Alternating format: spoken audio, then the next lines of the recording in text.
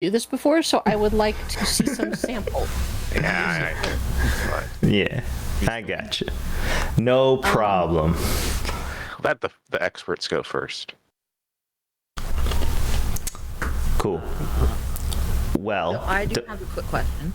All right, question it up. So when we're doing these intros, are we just like we're just saying what like the character would say? Because I normally combine text with what I do, so I just Nah. don't do that. Don't worry, I got a scene, so it's gonna be like this scene here in front of us is the intro scene, and I'll explain it and lay it out, and then it is a prompt in itself, like. So I'll just go person by person and be like, what is this character? What do they look like? That sort of thing. So it's not like you walking into a room or anything like that. Not yet, anyway.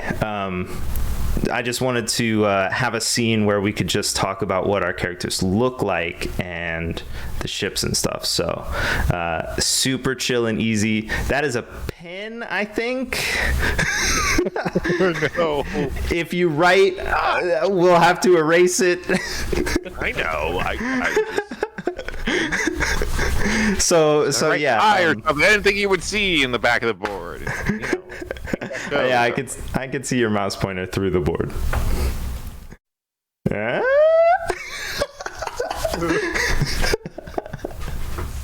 All right, so just to alleviate all your worries, I'm gonna start and do the scene and stuff. So this will be the beginning, and then if we got questions along the line, you can ask and all that stuff. But hopefully it will become easy and apparent. Like once we start, then we're in the flow already, right? And I'm starting, so don't worry, we're cool.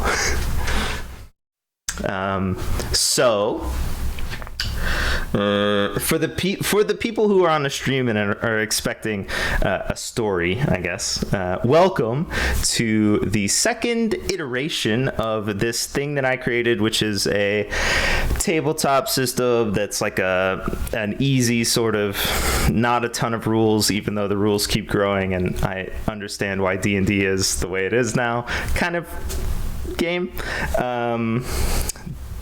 These events occur roughly 8 months after the last one. The murder mystery sigil occurred, and then we had several events along the way, some celebrations, some things that happen behind the scenes, and here we find ourselves in our next story. However, this story begins decades and decades in the future, as several young students, or possibly just kids who are on a vacation or something like that, as a group, all are ushered into a museum style room. There are several caretakers, of course, and maybe a guide who is giving them very boring explanations about the history that they're seeing on the paintings around them. The paintings are historical, about things that happened in the past, of course. They come into this room, and on the wall are lots of paintings of ships. There are people and entities on the ships.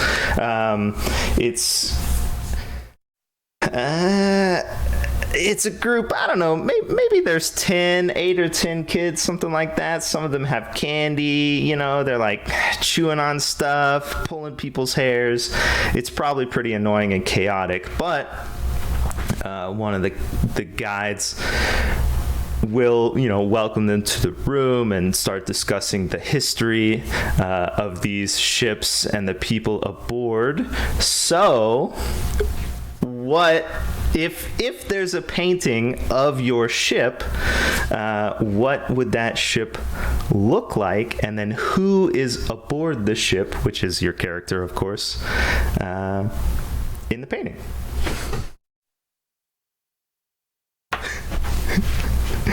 Geode or whoever's going first.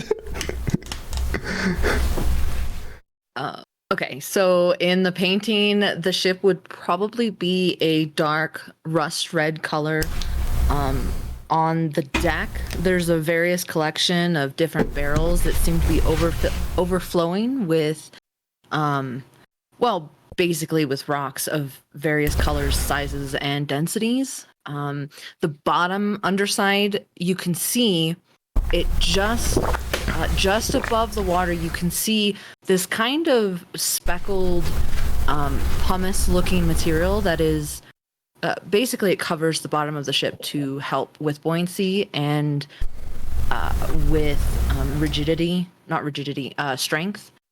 And the person standing on the ship is a woman known as Malachite, who has got jet black hair. It's fairly long. It's always kept in braids. She has a small, well, it's not a small bag. She has a bag thrown over her shoulder, and then a necklace of it's blue ribbon agate that hangs from her neck. The ship's name is the Jaded Pumi. She's the one that tends to captain it most of the time, although she does have a first mate when she is not on the ship that she passes control over to. She is part of the House of the Shifting Spire. All right, nice. Not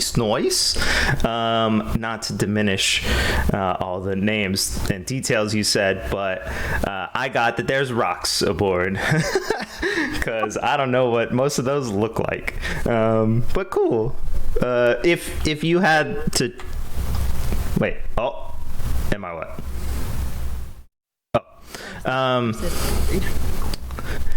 If you had to choose a token color, what would that be? Black. Well, there aren't any black ones. We'll go with this one right here. They're black on the back. Oh, okay. I don't know what color this is on the other side. This is like a brown, maybe dark red. We'll go with this. Okay. Cool. Technically, next is Hydro. Unless you want Iker to go first. Shoot, I don't know how to describe the ship though. I can describe my character. Okay. And if also, if you got secrets, you don't gotta tell them. You know, this is a painting. I guess so I could describe some of the ship. I don't have like a freaking detailed down because we just kind yeah, that's cool. Okay. There is a painting. It's an oil painting. It is of a what color is the ship? We didn't do the ship color. It's black and sorry, it's okay. You know what? It's a living ship, and it's like a kraken, and it's a ship. It it's like a transforms into. It's from a different world.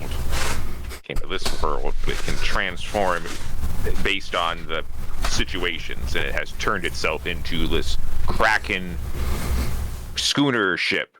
It's got a kraken. It's got tentacles on it, and it's got ship. Yeah. You know what? I'm gonna mid-journey that later, and I'll give you a better. Okay. Cool. What purpose has it got as a tentacle ship? You keep that to yourself. Never mind. Yeah. We'll find out maybe. It's got tentacles, kind of going around it, and it's kind of how it kind of propels itself. But it's got masts for funds. Like a. Okay. It'll work itself out. And on board this ship is a very large, what looks like a cat, about the size of a bear, a large brown bear. It's like a black and white cat. It has, it's wearing midnight blue robes. That's what we did say it on. And very large mane and stuff. And it's got kind of several pocket watches on, he's holding a pocket watch and stuff, and his name is Professor Purrington. He's wearing a little white hat, which people might recognize as Bisk's hat. Love it. And I don't. Yeah, that's all I got right now. Nice. And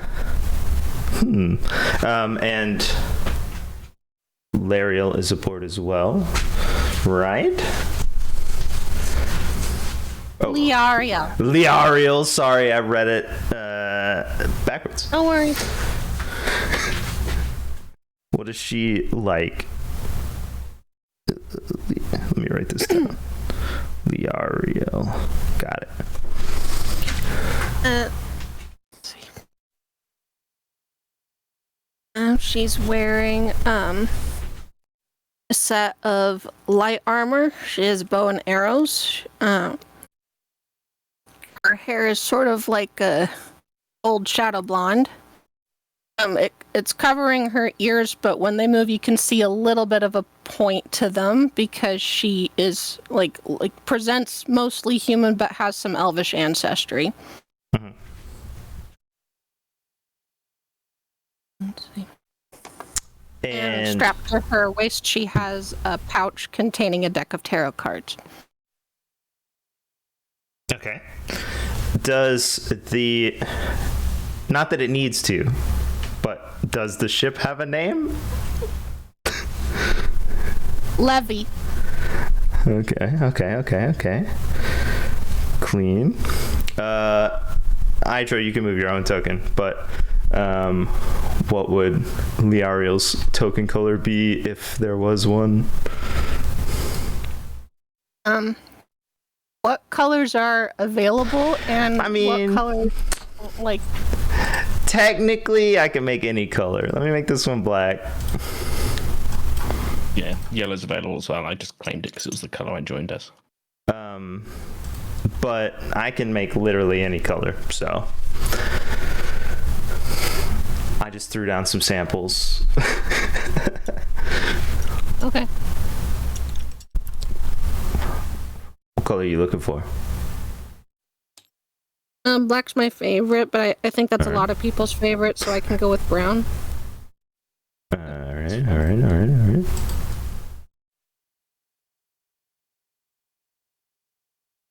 We're gonna go with a noticeable brown here. Where'd it go? I think I just invisible one. I think I threw it into oblivion and now it's gone. All right, well, wait, is it this? No. Get out of here. Oh, I see. You can do the color tint. Yeah. Just pick one. And I could kind of change mine a little. Cool. Okay. Just gotta flip it now. There you go. I was working on it. Awesome. Welcome to the painting. A small scuffle probably occurs amongst the kids while they discuss which ship is coolest, and because that's what you do. You immediately start evaluating ship coolness if that's all that's in front of you, right?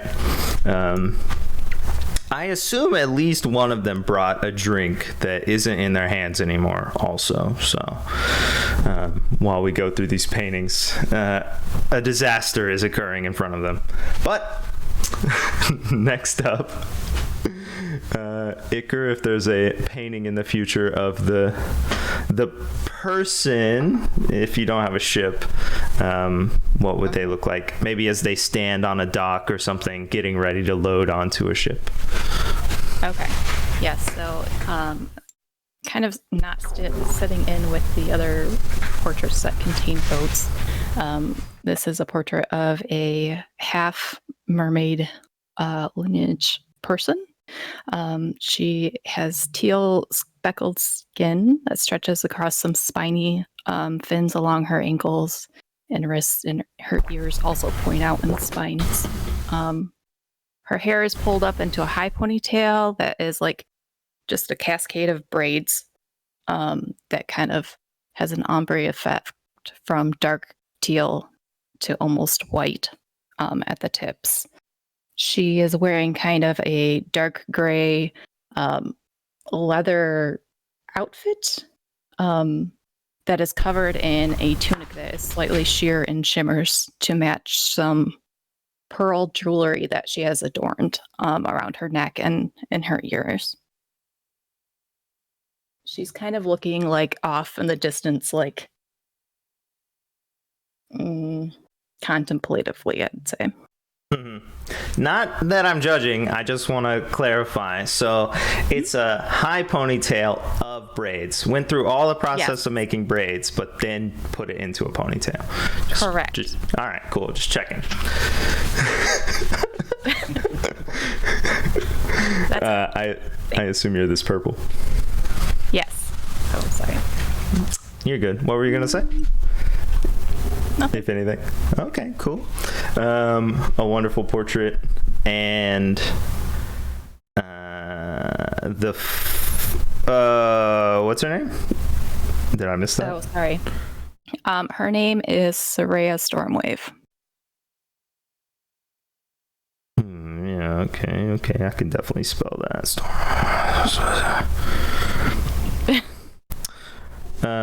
And finalmente, what is this last ship painting that we have as a child reaches out a sticky hand to touch it? Okay, so what this child sees is a very oddly shaped ship, where one side is much straighter than would be expected, and the other side is much more angular, with sort of a 45-degree angle at the front and the back. And along this whole side, this curved side, is just gears, all rusted up now, but it almost seems like they traveled the entire one side of the ship. And in the center, there's this giant sort of slab of stone that sticks upwards, almost like a sail, but long broken and cracked and almost crumbling in some places. And sails have been rigged up in its place. It was captained by Captain Barrick. He is a dwarven fellow, a nasty squint, and obviously he's been out on the seas a long time, very wrinkled. He's got, a classic captain's hat, but just wears a normal shirt otherwise, with a giant drinking horn on his back, as well as a warhammer, sort of almost like a cross shape. Drinking horn. Oh, wait. Yeah, he's short. Okay. It's very short, yeah. I was like, why does he need it on his back? And then I was like, hold on, how big is it? Let me think about this. All right, cool. And you said you chose yellow, so you're that token. I've hidden it around the back, but yeah. You're good. Oh, does the ship have a name? It's more for me, just to, keep track of stuff. Rock bottom. Oh, right. Yeah. That one. That one.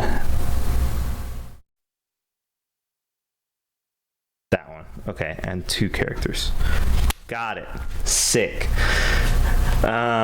So as these children, one of them starts to discuss the sailing merits of a geared rock angle ship, and touches it with their sticky hand.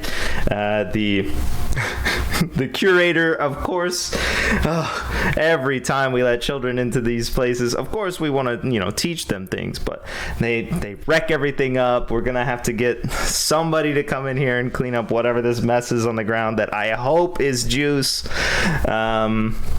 And they begin to usher these children out of this room to the next room, which is probably some sort of, sculpture room or something like that.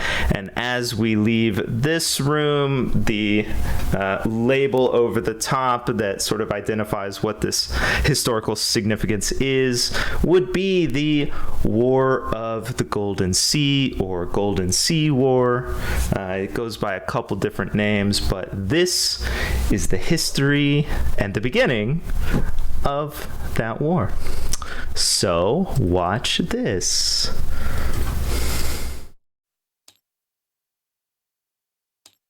boom. We find our characters.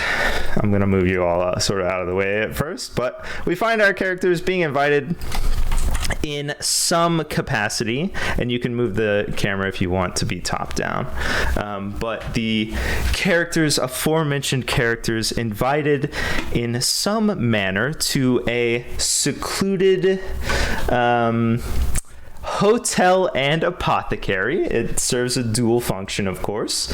It is, let me see here and get it exact. It is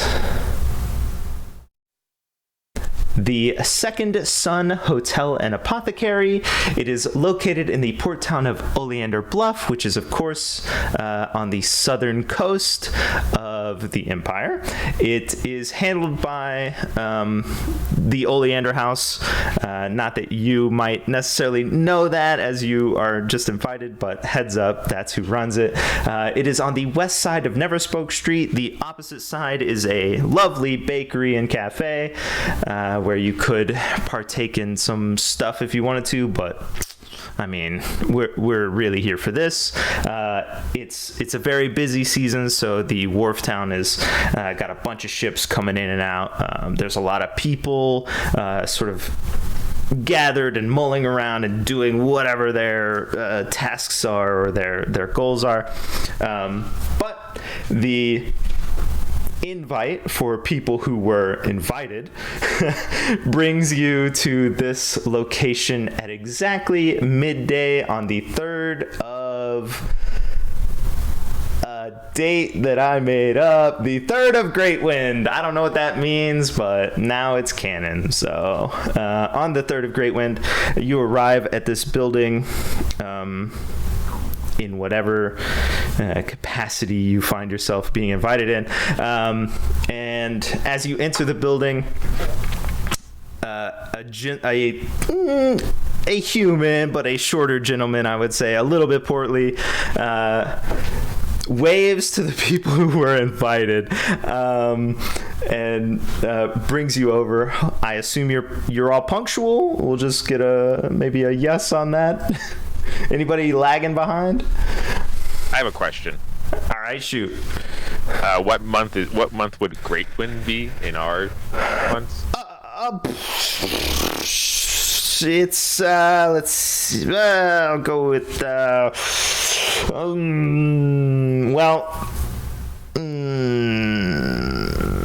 Look at Canon open right now. You better get it right. I know. I'm trying to. I'm being immersive here. Let's be. I would say it's like what climate is, like what season is it right now? Yeah, it's definitely sort of fallish. So I don't want to put us in August. It's too hot. It's beautiful outside today. So I would say maybe late September, early October, somewhere in there. Great Wind is maybe September. Yeah, it's like a cooling down kind of time. No, it would be August or October if it's the 3rd, right? Yeah, exactly. Mm-hmm. Yeah. How many days are in this month? Let's see. Circulation of the planet around star system. We do know there are 2 moons. We already know that. Writing all this down. Well, the 2 moons already existed, so... Yeah, what's not defined? Leah can verify that. I know, I just wanted to make sure. I would say it's maybe like a 45-day cycle. Ooh, seems good, yeah. And there's 12 months in a year? Nah, probably not. There's probably like 8 or something. 8 months. Oh. Okay. Do the maths. So that's going to make everyone's age a little... 360 days is pretty much spot on. Is that how many that is? Yeah. No leap years, no special month year. Okay, continue. The invite for the people who you arrive on time, right? Slightly off. Before or after? After. Okay. Well, they'll probably come in just, still got some food from next door. Yeah. Or I guess here's what's important. Would anyone show up ahead of time? I would. No. Yeah, I guess we can, yeah. I think my character would also. All right, cool. So, as you show up ahead of time, this portly gentleman is relaxing in the front of the hotel in sort of like the entryway in a nice chair. He is probably asleep. He's in a military sort of uniform. A little bit shorter. He's got, the sausage fingers. He's got thick fingers and sort of a smushed face. Lovely hair, though. Lovely sort of just below the ears, long hair. And he is dozing in the chair at the entry to this hotel and apothecary on the side, of course. This is the hotel portion. He's just gonna sleep unless you want to gather and not wake him up.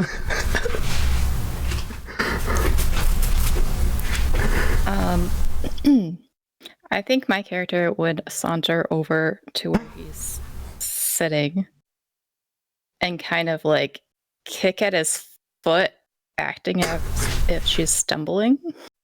Wow, that's messed up. Okay, so Lee Ariel and Professor Purrington probably at the door see this kick. It's right out in the open, right?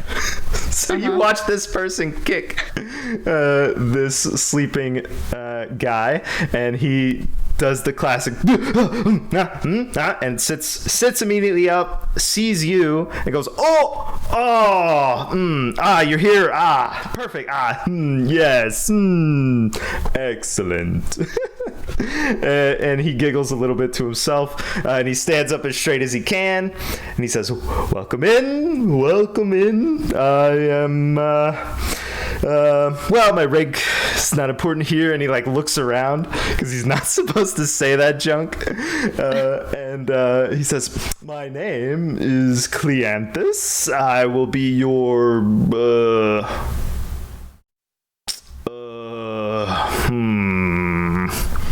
well, I'm here and you're here. Perfect. Is this everyone? He looks behind you. I'm not really sure what you're talking about. I'm just trying to check the place out. Do you work here? Oh, no. You're looking for the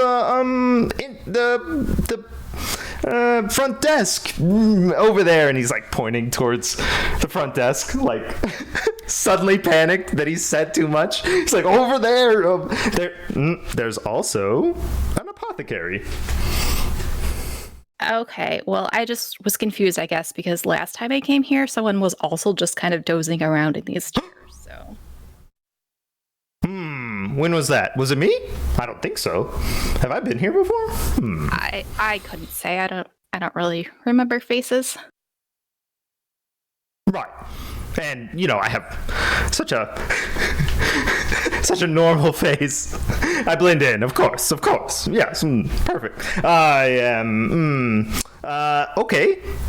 Well, are these your associates? And he sort of waves towards the other two people who have arrived.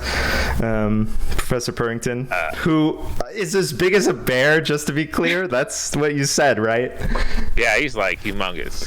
Oh my gosh. Cat. Yeah.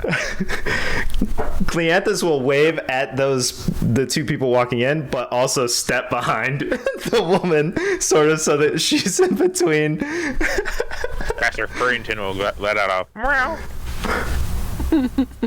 I've met these people before. Cleanthus walks over to y'all, and he's like, are y'all looking for the gift shop, the hotel? It's over there. And he's still doing the waving thing. He's probably not even waving their correct direction. He just woke up. No, don't worry. We're supposed to be here. Is there somewhere we could sit down and wait for the rest to arrive? supposed to. Perfect. He looks around. There's definitely not enough chairs for all of us at this point. He's like, well, we'll just, we'll wait. We'll wait until,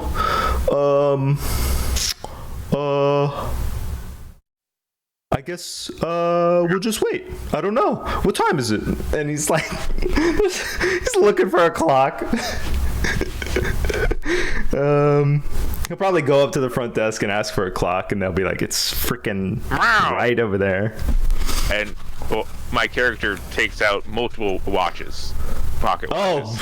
Oh, perfect. Excellent. Yes, the time, please.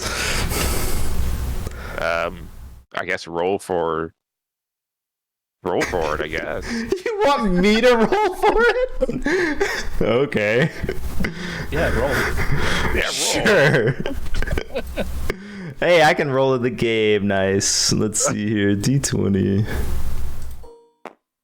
He has multiple pocket watches, so which time are you talking about? Oh, I see. I got a 16. I guess you're close. What time is it? You never established the time. Well, the time we're going for is noon, so if you're early, it's probably like maybe I don't know, 10, So it's, 15 minutes. Yeah, it's like 11:45. There's a 11:45. I'm gonna make this bigger real quick, just so we have it. I have it. I guess I'm just gonna say meow every time I talk. We got another parrot situation. Awesome. So Cleanthus says perfect. Or not perfect. I mean, excellent. And he's like looking at you, like sweating, because he said perfect, like lingered a little too long, and he's like, okay. Yeah, you can hear a purr coming from him. It's very audible. Very like a bassy roar, kind of a roar. Yeah, you said it. It's Yeah. a roar. Got it. Perfect. Gosh, again. Anyway, we'll just wait until the correct time, which is exactly midday, and then we will adjourn to. And he looks around again, somewhere else. And then he's just gonna like put his hands behind his back and like stand there awkwardly. In the time that this has gone on, Malachite has walked in and slipped into the chair right behind him, waiting for the bumbling to stop so that they can get on with the meeting. Perfect. Oh, yes. He's probably gonna like check his pockets or something and look behind him, and there's gonna be a person in his chair. Pardon me? And he'll start a bow, but it's not like appropriate for the situation, so he'll stop. Welcome to the pre-meeting, I guess. Not that there's a meeting if you're not here for a meeting. Malachite rubs her temples. Can we just get on with this? Do you actually have a location for us to go and meet? Of course. We're just gonna wait for the time. The time. Surely it's close. Probably. Yes. It's likely to take us the same amount of time to simply walk to this location. And then it will be time to begin this meeting. Right. Well, I'm supposed to make sure everyone who is coming arrives on time. Right. Yes.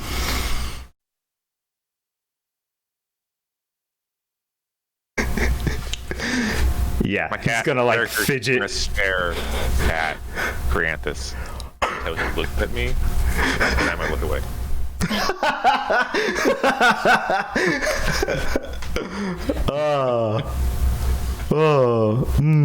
Okay. I don't. Do you want something, sir? No? Okay. And then Fair, are you gonna be, you said you're gonna be late? Slightly, very slightly late. Okay. So, Cleanthus will monitor the pocket watch that seems most appropriate, I guess, the one that we used originally, and like as soon as it hits midday, I guess we're calling it noon, whatever it is, he'll be like, nope, not again. The time is now, right this way. Everyone in attendance, looks like 1, 2, 3, 4 of us. Perfect. Excellent. Right this way. And he's going to like walk past the desk, or the front desk, towards the back of this hotel. And apparently you walk in at some point in order to catch the tail end of this journey forward into the... Yeah, I mean, I'd probably just start walking like aimlessly. I wouldn't know. Okay. Yeah, I'd probably go into this room and start shouting for service. As Gotcha. we're leaving. So. Sir, are you with the hotel? You looking for a room? You'll have to talk to the front desk. We're headed to the back. I'm not here for a bloody room. I've sailed all this way. Huh? Oh, a meeting. Oh, a meeting. This is a meeting. Yes. Perfect. Right this way. And as you join, I guess, into the tail end of the group, Cleanthus leads a path through this hotel. Very nice, very wonderful hotel. Plush. If you see carpet, it's the best carpet. If you see tile, it's the best tile. This is the, I guess, benefit of being a sort of a port town, merchant town, where people are throwing around a lot of money and need to stay, especially if they're rich. So as you walk through this hotel, Barrick's eating the crumbliest pastry.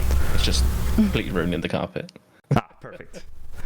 Doesn't matter to me. Soraya's inspecting like everything, but she's kind of meandering behind, following them as well. All right. I guess just because I have to check, no one's stealing anything, right? No. All right, perfect. Not yet. Good check. The cat is the easiest one to herd right now. True. Yariel found a chair in the corner somewhere and is doing her best to stay out of the way. Well, we're headed away from said chair, so she's gonna have to hop up and come with us. We're walking down a hallway.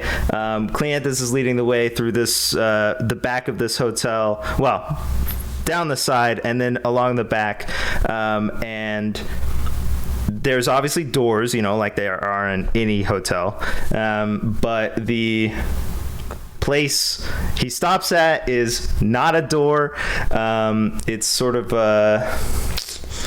like maybe one side of it is a normal indentation that you would see along the wall, several times, but he just pushes on the wall next to this indentation that runs all the way down, slides open, and we come into this study here that is used clearly for secret meetings, clandestine meetings, that sort of thing, at the back of the hotel for people who don't want to be in a room necessarily, but also don't want to be seen. So he ushers you in. That's the room we find ourselves in. You're welcome to sit. He says, sit anywhere you like. This is, you might know, I'm not sure. And he motions over to the person who's sitting at this big desk here in the center. This is, I'm proud and most humble to introduce the once great, well, I guess he's currently great, but he is, and I guess will be also, how does that? Well, anyway, Prince Iatudi, King in current times, because of, well, anyway, if you need anything, I'll like bread, I will be outside. Yeah, I'll take bread. Okay. Anyone else for bread? Iatudi like has his hands on his head already. Like, oh god. No. Malachite strides over and stands just a few feet away from the desk, standing at attention, waiting to hear whatever it is they need to be told. Perfect. Excellent. Cat? Bread? You? No? Okay. Gonna. He's like waving back and forth on his feet. Iatudi's just like, go! Just go! Cleanthus leaves, shuts the wall door a little too hard as he exits very quickly. And you're welcome to sit wherever you want. You said you were sort of out of the way, so we'll go with like right here maybe. Not that this super matters, but whatever. Is there like a mantle anywhere, or it's like a shelf? Yeah, I'm sure that. I'll be right at looking at the shelf, picking up objects. Perfect. Yeah, there's also windows at the back that lead into like a private garden kind of thing that you can't access from this room. But are there birds out there? Bunch of hedges and stuff. Yeah, definitely birds. Okay, and I will flowers be over there. Okay, and I'm just looking out the window. Perfect. Okay. Please tell me you're gonna chirp at the window. Please. Yeah. Yeah, if there's a bird comes around, I'll go the. I'll roll for birds. Not even paying attention. That was a terrible roll. Not very many birds currently, but look out there. Yeah, you got to monitor anyway. So, Prince Iatudi says, "Yes, please come in, sit down. We'll get right to the point here. You all received invitations, I assume. There's going to be one more joining us in a moment. Welcome. I hate to be the bearer of bad news. Actually, we'll wait for a moment." And as he says, "We'll wait for a moment," the freaking wall door opens. Oh god.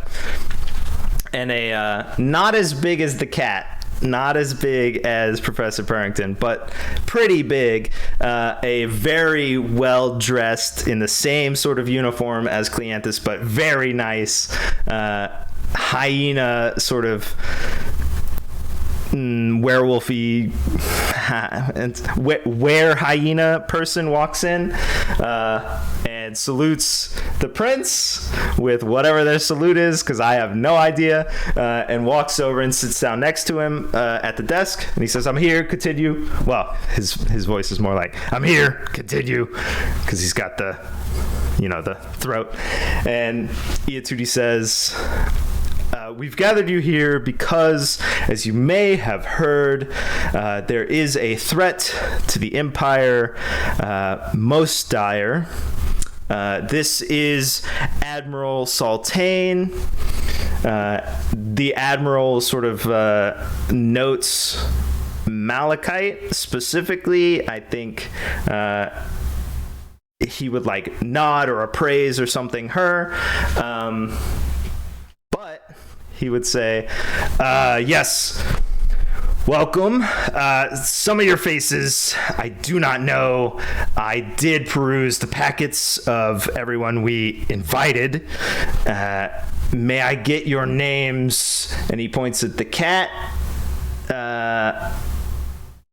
Liariel, and Soraya. I ignore him. Looking out. Perfect. I'm leaning against the wall, kind of like just cleaning my nails nonchalantly, and I'll be like, "My name is Soraya." Right. Hello, I'm Liariel, here to help. Why are you here to help? Why wouldn't I be?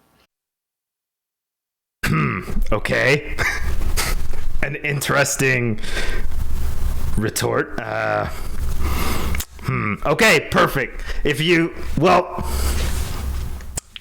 just to let you know, and the prince says, hold on.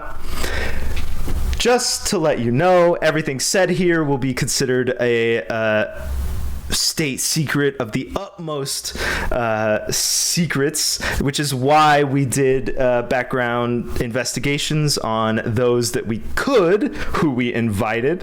And he is also looking sort of like darkly.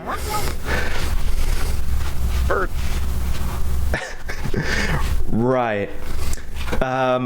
So if you're willing to help with this situation, that's fine. Whatever brings you here is acceptable. However, you will be held under the strictest of secrecy while we discuss these matters, and then you will be expected to help from this point forward after we give you that information. Is that acceptable to everyone?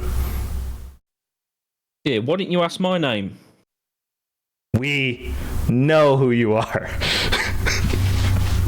What? Yeah, but you didn't need to know who these people are? No. Captain Barrick. Oh, I see. Yeah. I see And what's going on, yeah. Captain Malachite here. Look, well, you know, it's very, very obvious why I'm here. You don't like us being in the Empire. I mean, you let us said it all. Yeah. Okay. So what is going on?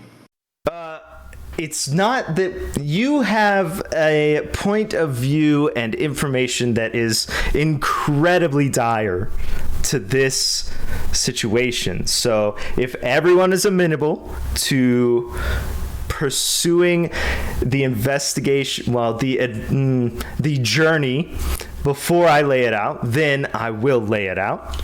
As I said, a threat most dire to the Empire.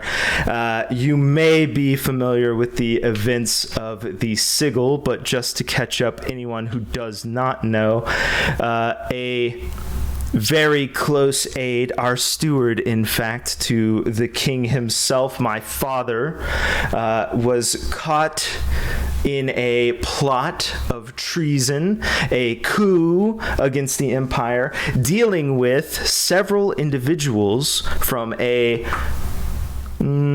faraway continent that we are aware of. However, we don't have very much interaction with due to its distance. Then, during a festival, one of these local port festivals, Admiral Cleanthus witnessed a vessel far off in the distance that did not meet the norm of our ships. Not that, you know, it didn't seem right. That vessel was located later. There was a battle that took place, and several of the sailors who survived the encounter with the Navy indicated that there was an additional plot of some sort. The last one simply stating, as he undertook the flayers' work, simply stating that they're coming.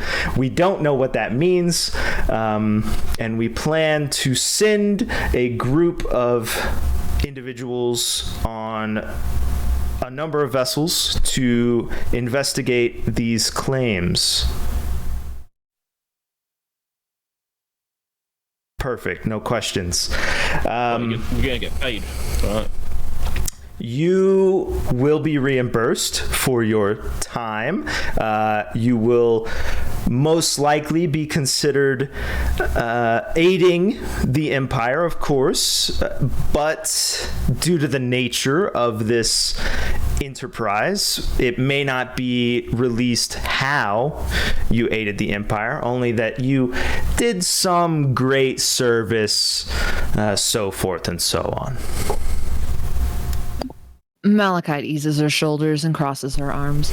Are you serious? You're only going to reimburse us, not actually pay us for the work that we're going to be doing. Oh, pay, of course, yes. The coffers of the Empire will be turned out. Of course, any supplies you need ahead of time, anything you can see that you will need, we will provide. We have it, as far as we know, already ready on the docks. Admiral Saltane has indicated what he believes will be enough supplies for the journey and the journey back, and then we will pay you handsomely for your diligence, your aid in this dangerous, trying time. And also, we will seek to bring your house further into, I guess, gratitude from the Empire itself. Myself, acting on behalf of my father, who is currently unwell. Well, I'll tell you this much. Depending on what we're facing, I want more than just gold in exchange for this endeavor of yours. I want a trade route. A deal. I do love deals. This trade route, are you looking for, I assume, trade from this other continent to the Empire and reverse? Yes, that is exactly right. I want to make sure that my house has majority control of at least one trade route. Well, I can't speak for the individuals on this other continent. However, if that is an enterprise that we can enter into, I am willing to allow your illustrious house to head it or multiple, depending on the benefit from this continent. I see nothing wrong with that, and due to your history and the stately nature of your house, we would call upon you probably to perform this role anyway. So yes, easily struck. Excellent. Then I have no qualms with keeping this confidential and helping assist in whatever it is that we need to do. Excellent.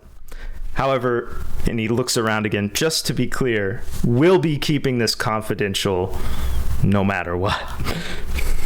Yeah, but I can tell the lads, right? On the ship, yes. Yeah. Okay. But I They'll don't really... probably be there too, so yes. Yeah. Well, I don't really care about my house, obviously. So could we like get our own house and like a piece of land or something by the coast? A house and land.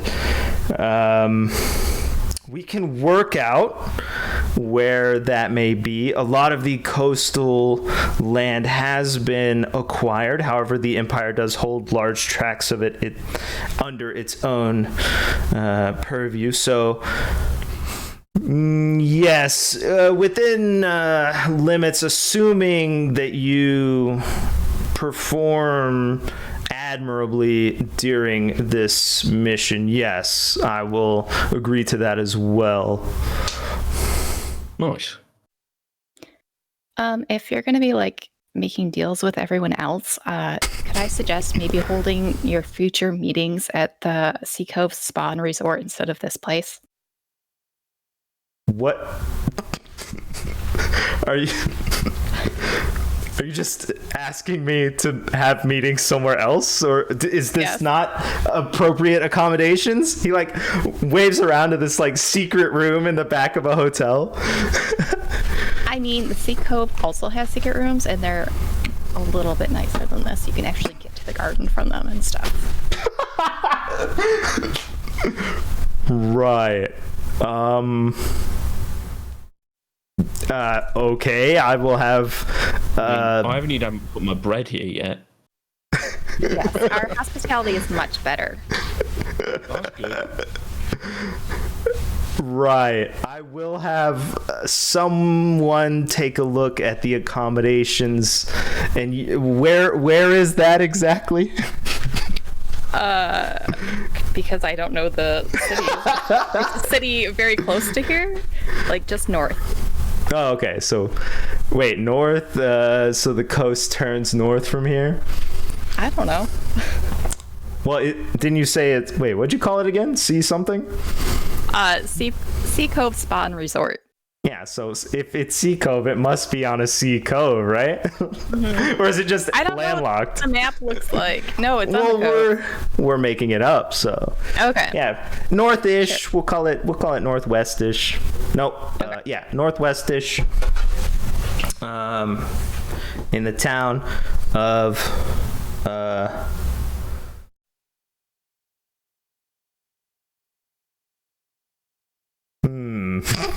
what's something good? Seedsville. We'll call it Seedsville.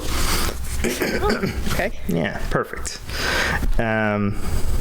So Right the there. oh god, I'm not taking. Okay, now I have to write it down. I'm not taking that close of notes. Jeez. Yeah, the Iatudi says, sure. Yes, I guess I can agree to that, assuming it is private enough and there are the accommodations that you state. Yes. Anyone else? And he looks at the other two people in the room. Yeah, my character is going to click one of his pocket watches, stopwatch. He's going to say deals or deals. And he's going to get up and block the wind, like his huge presence going to block the light coming from the window and approach Itatudi, right? That's an Itatudi. He's going to say deals again. Deals. Yes. He's going to say, okay. You don't remember me. Oh, meow. Meow, you don't remember me. The closer you get, the more the hair on Admiral Saltaine is gonna stand up all over his body. He's not moving, but he's ready. Okay, you don't know me, Itatudi. He's gonna intimidate his talking a little bit. Of the highest regard, gleaming responsibilities, or kind of. I was there at Fisk's quarters investigating. Okay, so you say We found something. Oh yeah, okay. As soon as you say bisque, I'm gonna put them on the board. Right here. Oh. Yeah, if you say bisque, the admiral's gonna stand up and come at you. If you came over to say some junk, the admiral's gonna get real close to you. You might be taller than him, but he's ready to go. He's got all his fur all jacked and stuff like that. Iatudi won't. I mean no disrespect or anything, but I was there investigating, helping as a small cat. I don't know if you remember my cats. If the cats were there with the professors and the Firagir or Firagar. You were there. I think I would remember a Do you massive... remember the cat? Meow. There's a slam at the front of the room, and Cleanthus comes in and he's holding pieces of bread that have been ripped or something. He's gonna burst into this scene and say something whoa, sorry, the cart was coming so fast across the street, and then I had the bread, of course, that you requested, and he'll hand you some bread while this tense situation is occurring. He's there you go, no problem. What's used out of a venue? What is this? Yeah, it was a cart fiasco. what's going on? Like, he sees the admiral. He like starts to draw his sword, but he's not sure if he's supposed to pull his sword. He's like half the sword drawn. My cat's gonna snarl at Creanthus as he comes in and makes a mess. Whoa! Trying to deal Bacta. Yeah, oh God. Okay. Sir, are you okay? And Iatudi will, of course, say, "It's fine, Cleanthus. It's fine. Relax." This gentleman was saying that he was there during the investigation of Bisk's quarters. Cleanthus, like, stare at you. Fat guy that has a cat over him. That's him. Oh, perfect. Like, he's like part of my storyline then, in a sense. And like look at you and be like, I don't remember a panther person. No offense if that's offensive. I don't know. He's a bit. My character's meow.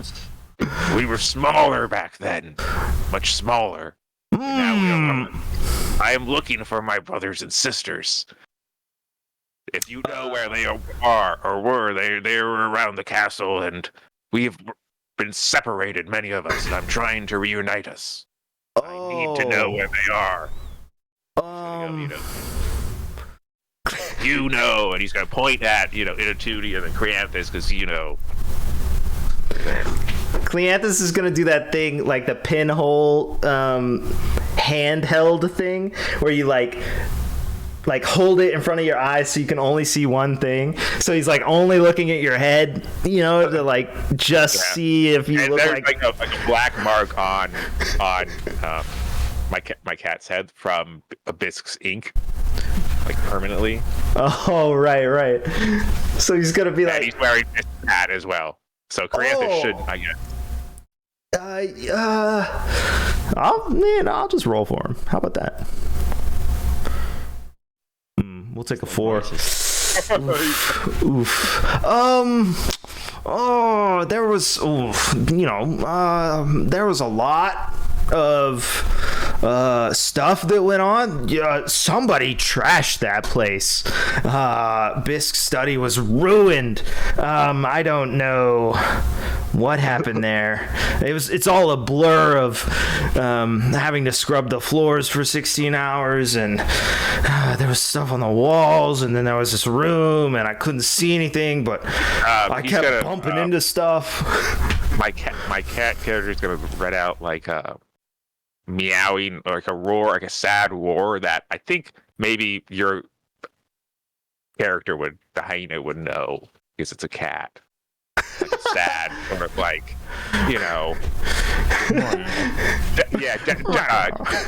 pressing, sort of like, All right, yeah. I do think the Admiral would, sort of stand down away, not move away, but, chill a bit. Then my character's gonna be like sad, like I'm looking for my brothers and my sisters. They were there in this castle.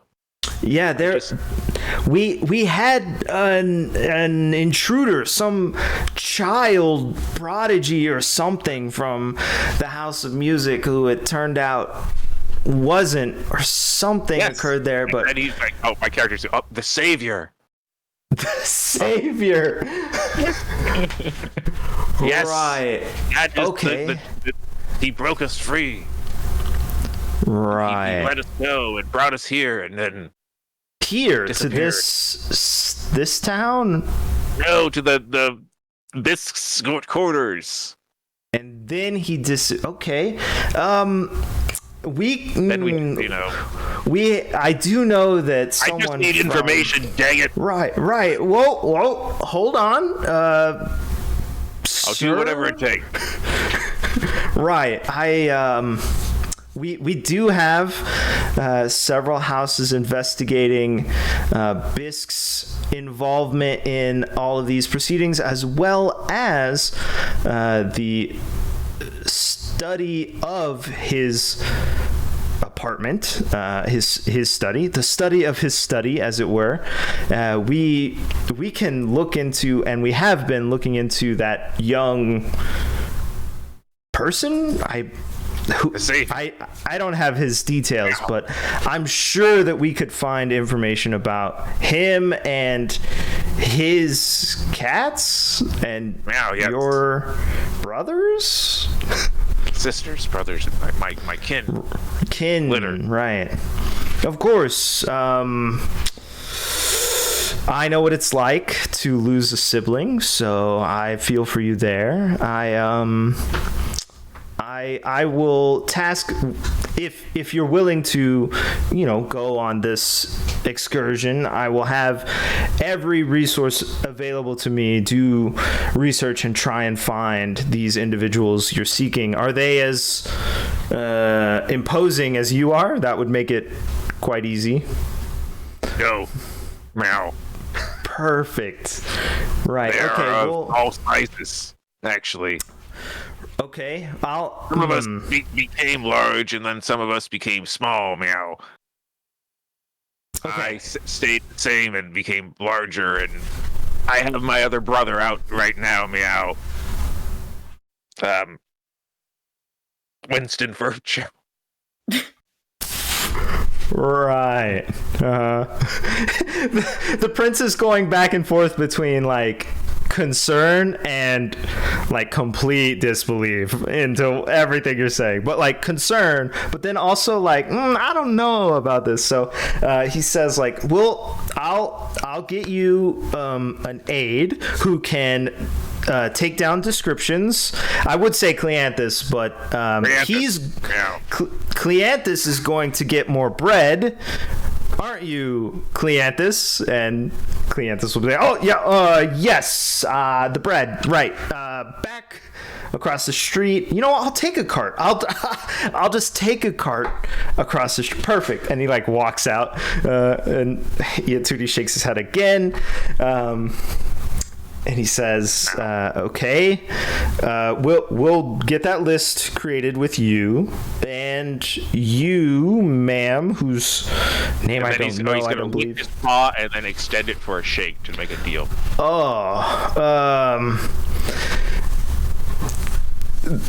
Prince Yatudi will look at Admiral Sultane and be like, is this normal? But the Admiral will do a little shake, I don't know,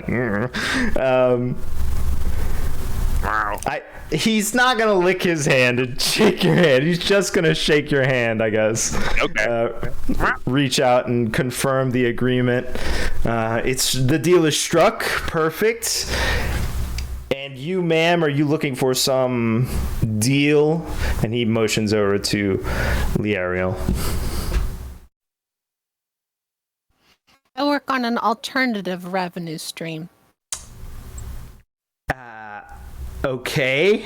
I only have conventional currency. What would the alternative be in this case?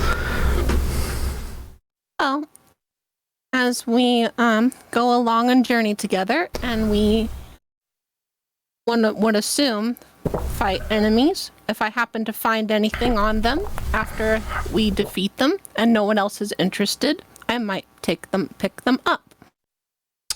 How does that sound? I will not be there, so sounds perfect. Loot whatever you want along the way.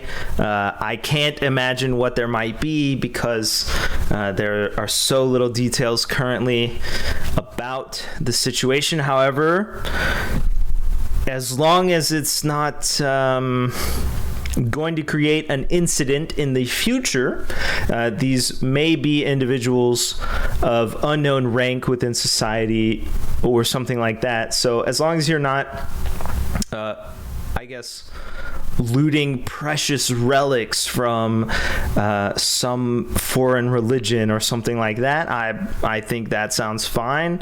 Well, I've had more than enough of relics for one lifetime. I'm more interested in smaller objects I can convert into other things that no one will miss. The admiral, also shaking his head, just like mutters under his breath, and he says, teeth. And Iatudi shakes his head and says, you're welcome to whatever you see fit, as long as it's acceptable to the other people who are involved there. The admiral will be attending, as well as some of the military, however, or the navy.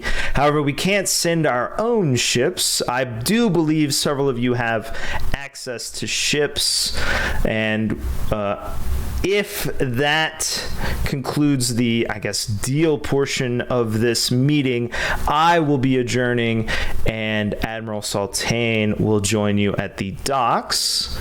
Are there any other questions for me?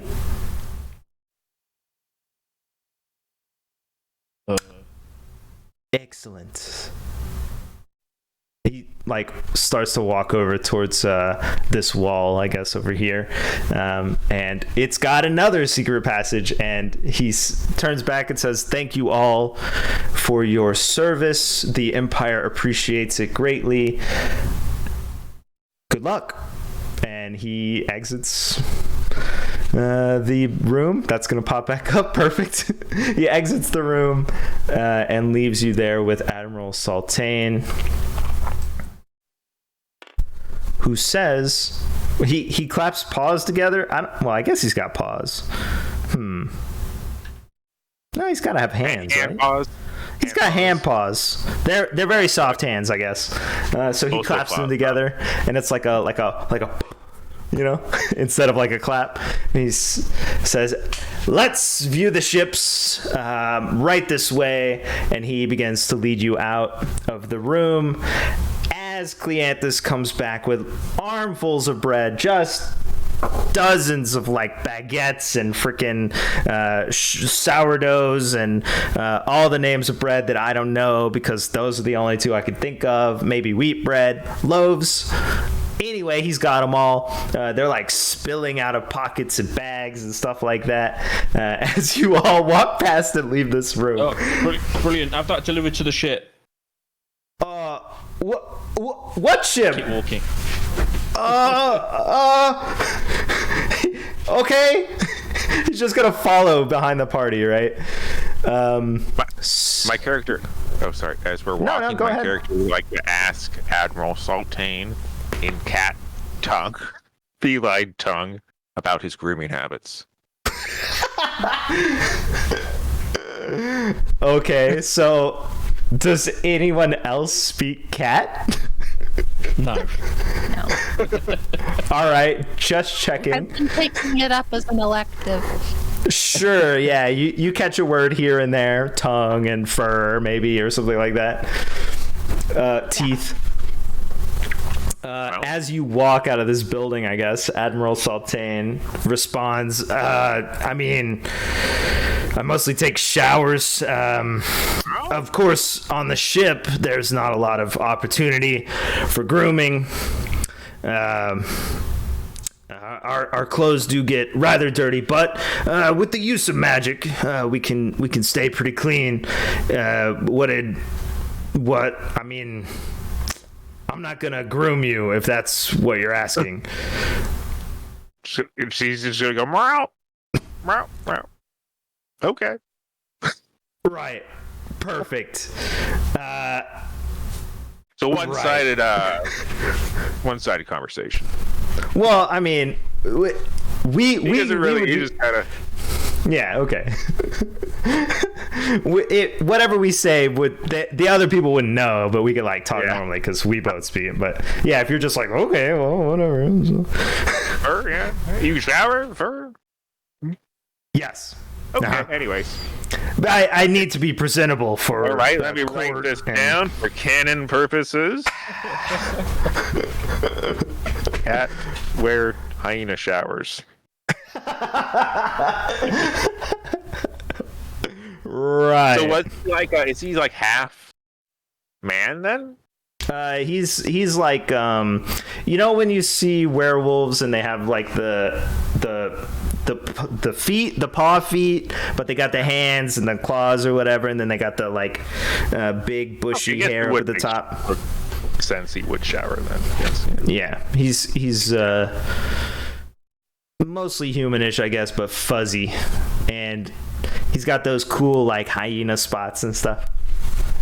Okay. Any other walking out the building conversations? Nope. Perfect. Admiral Saltaine leads you to the wharf. Yes. Where the inspection of ships... Wait, this one's mine. The inspection of ships will occur.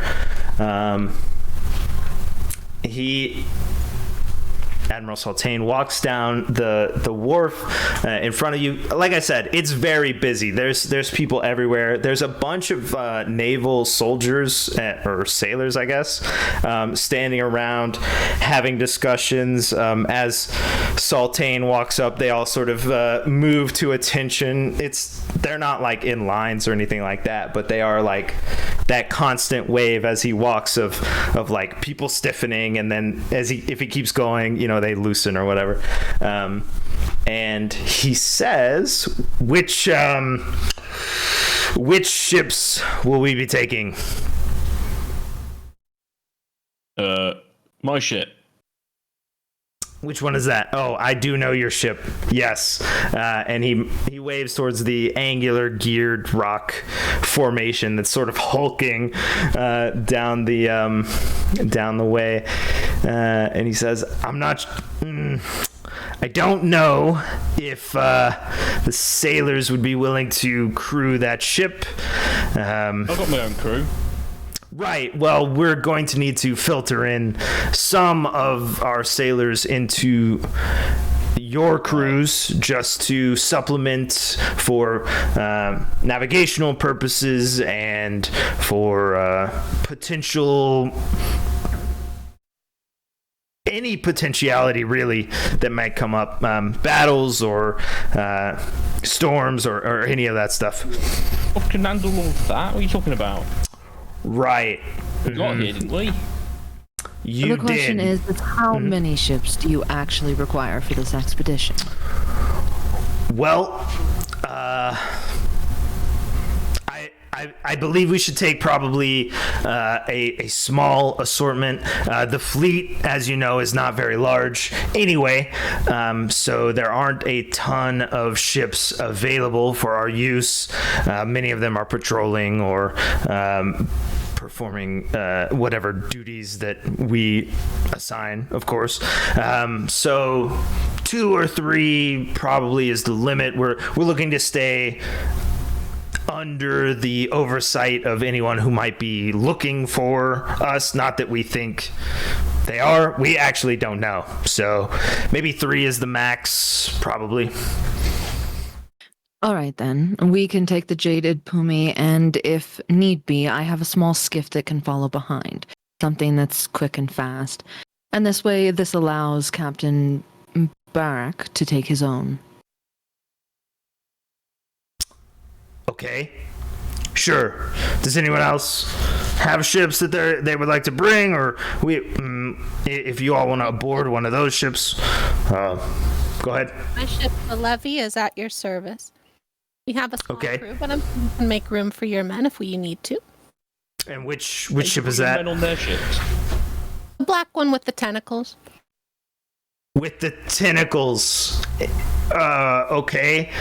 And he's like, I don't know if a hyena can look dumbfounded, but he's gonna look at this ship and just go, what sort of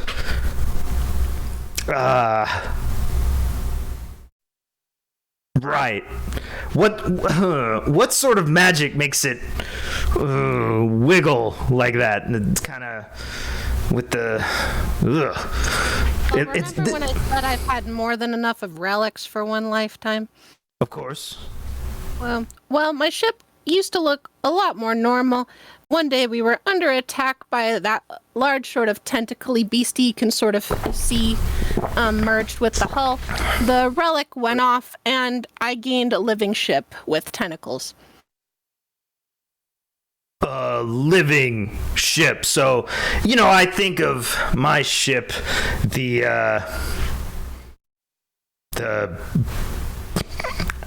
Belfast. Sure. I know. I think of it as, my partner often. So you mean it's like your partner, your living sort of that's what you mean, or What do you mean? It's like your partner. That's weird. I'm on it all the time and wait, hold on. I mean that I spend a lot of time with it. My ship, I rely on it. I think you need some shore leave. Yes, the stresses of this situation are overwhelming me. It's true. A little quinoa in them.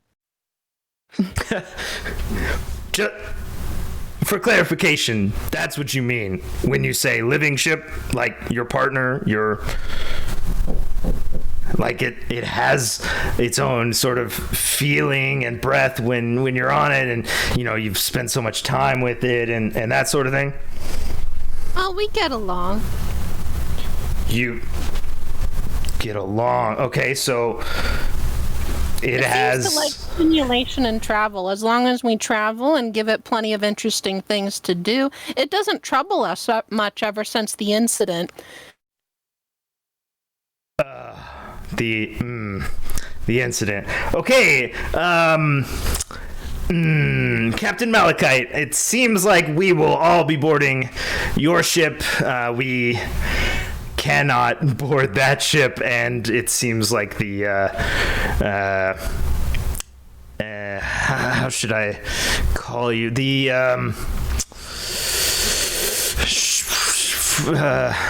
not from around here individuals don't want us on their ship. Well, if you've got any really short people, sure. Cleanthus, come here. Come on. He waves down Cleanthus. Strong liver? What? For drinking. Oh. Yeah. Cleanthus, come on. Cleanthus, you'll be aboard this ship here with the gear and the metal and everything. How tall is he? He's probably like 5'5" or something. Yeah, he's gonna struggle. Okay. Okay, well, too bad. It's fine. We can tie him down to the deck if there's a storm. Right. Yeah, we the Empire would not condone us sailing on the ship with the feelings. So we'll be. Does it eat people? Does it eat people? Good question. No, it seems to eat sea life as we travel. What if someone fell over? Wow. I've never known it to eat anybody who fell off of it. It depends on whether or not the ship likes the person. If the ship likes the person, it might lend a helping tentacle to bring them back up. It's not going to hurt anybody who falls overboard. It just might not help if that person poked it. Wow.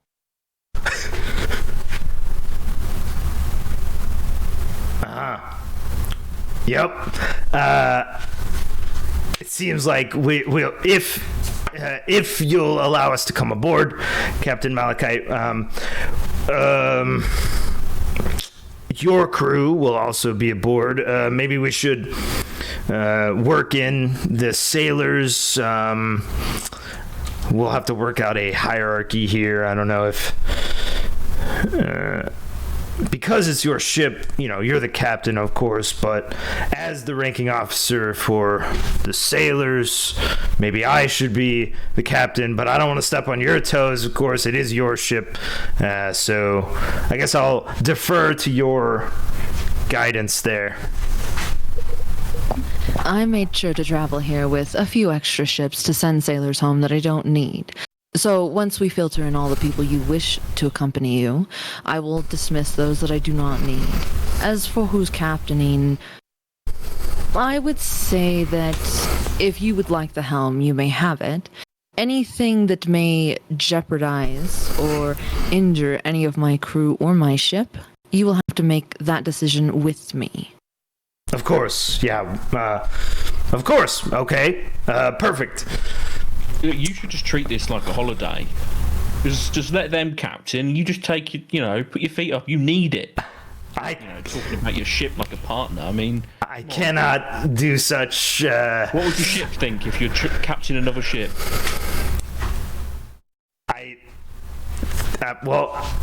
It doesn't have feelings, so it's a little bit different. I thought when it was discussed that the ship,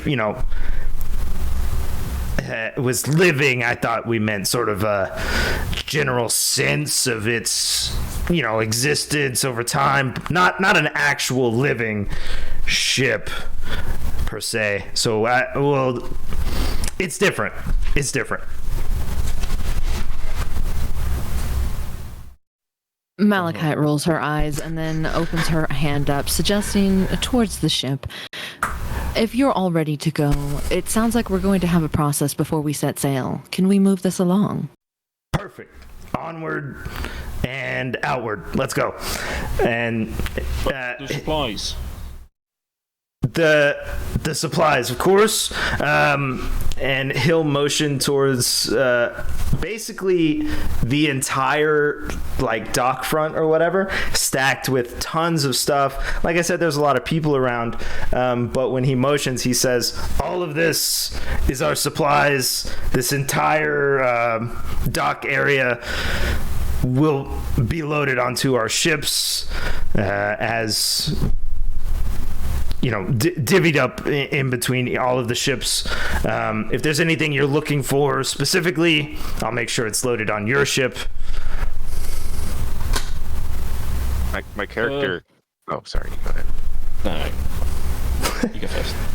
Oh no, I just wanted to say something, but it can wait. Trust me. I just need to make sure we've got enough of everything to keep going. I'll get the lads to just look through it all. We'll take what we need. It's fine.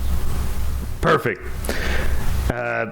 Sailors and the sailors will all just pick up, supplies, hardtack, but the most expensive stuff you could buy, and extra sailcloth and carts of cannonballs. All sorts of stuff is just gonna start flowing onto these ships. I assume that they're already, prepared, but they're going to fill in any gaps for a journey of several weeks.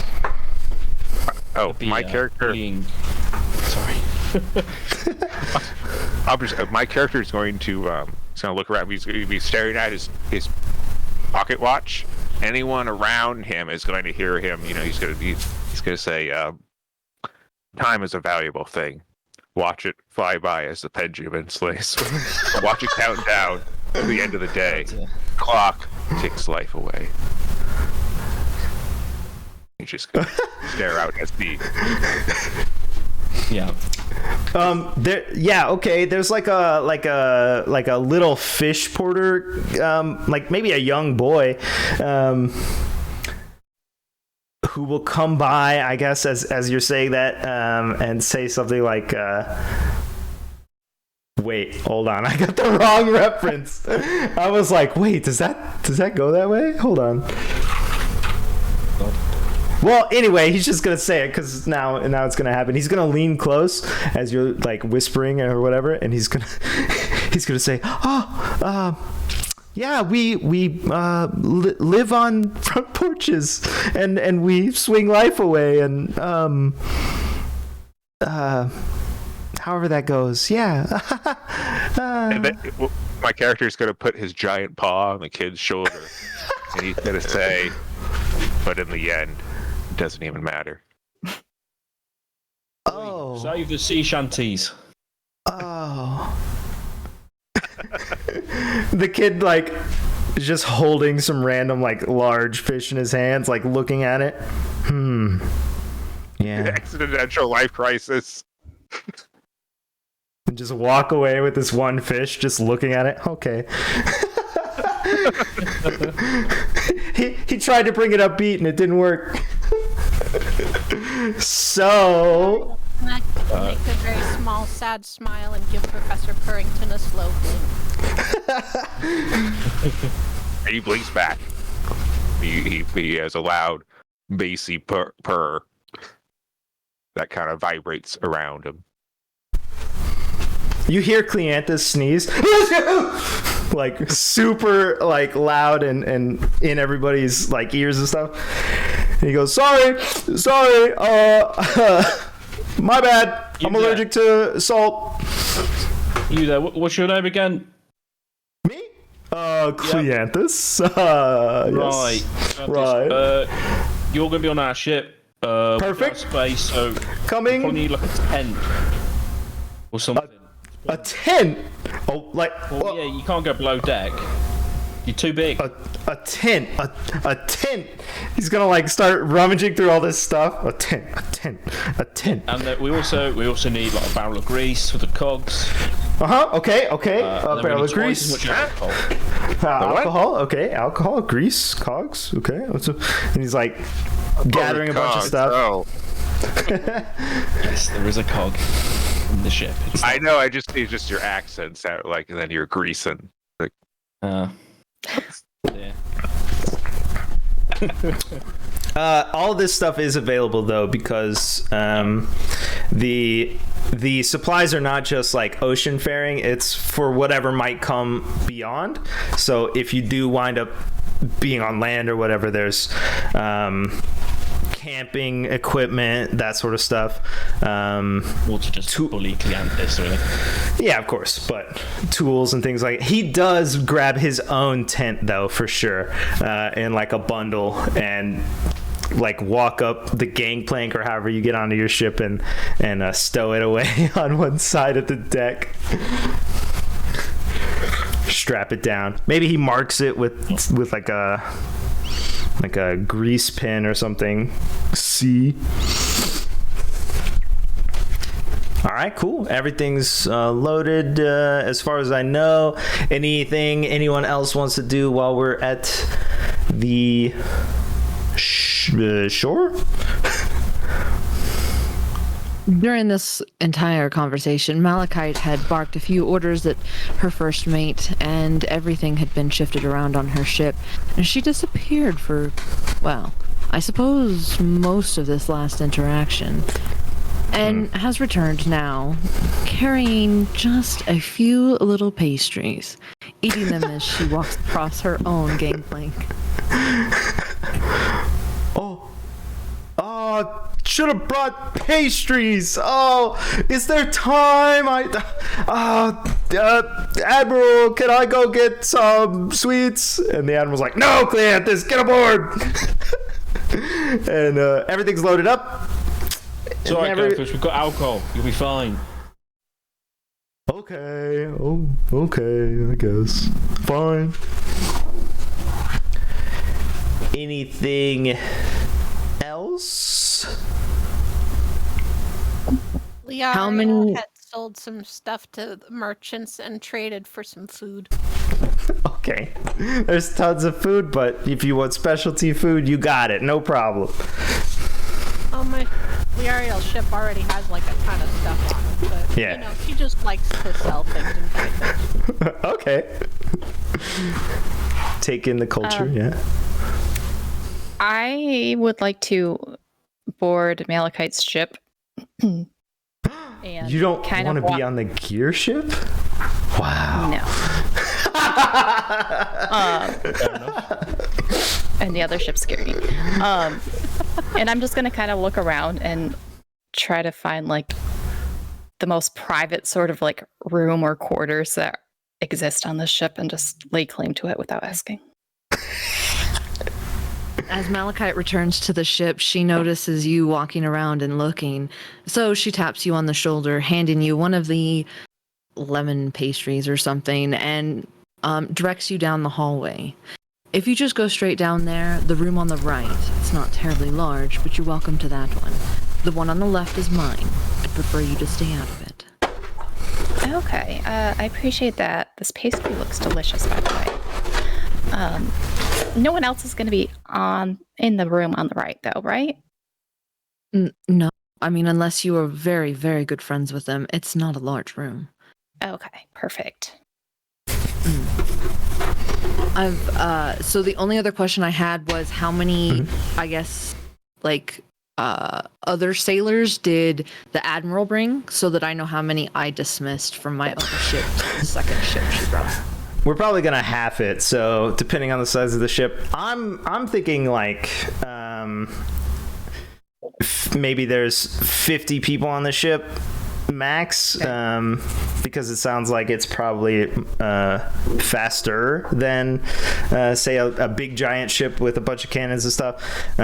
So I would say 50 max, so probably 25 sailors, including the Admiral. Okay. And like all the hierarchy, your hierarchy will probably stay. It'll just be like hands that handle guns and cannons and stuff, magic, and then sails and stuff. So quartermaster probably still there, and navigator and all that stuff. Okay, perfect. Yeah, so the first mate would have gone about helping get all of the Admiral's men situated and showing them the different posts that they're going to be working at. Malachite would turn to the Admiral and ask, do you want to sleep somewhere in particular, or do you not really care? Well, it's been a long time since I was amongst the other sailors. I spend a lot of time at the desk, honestly. I sail a pen more than I sail a ship these days.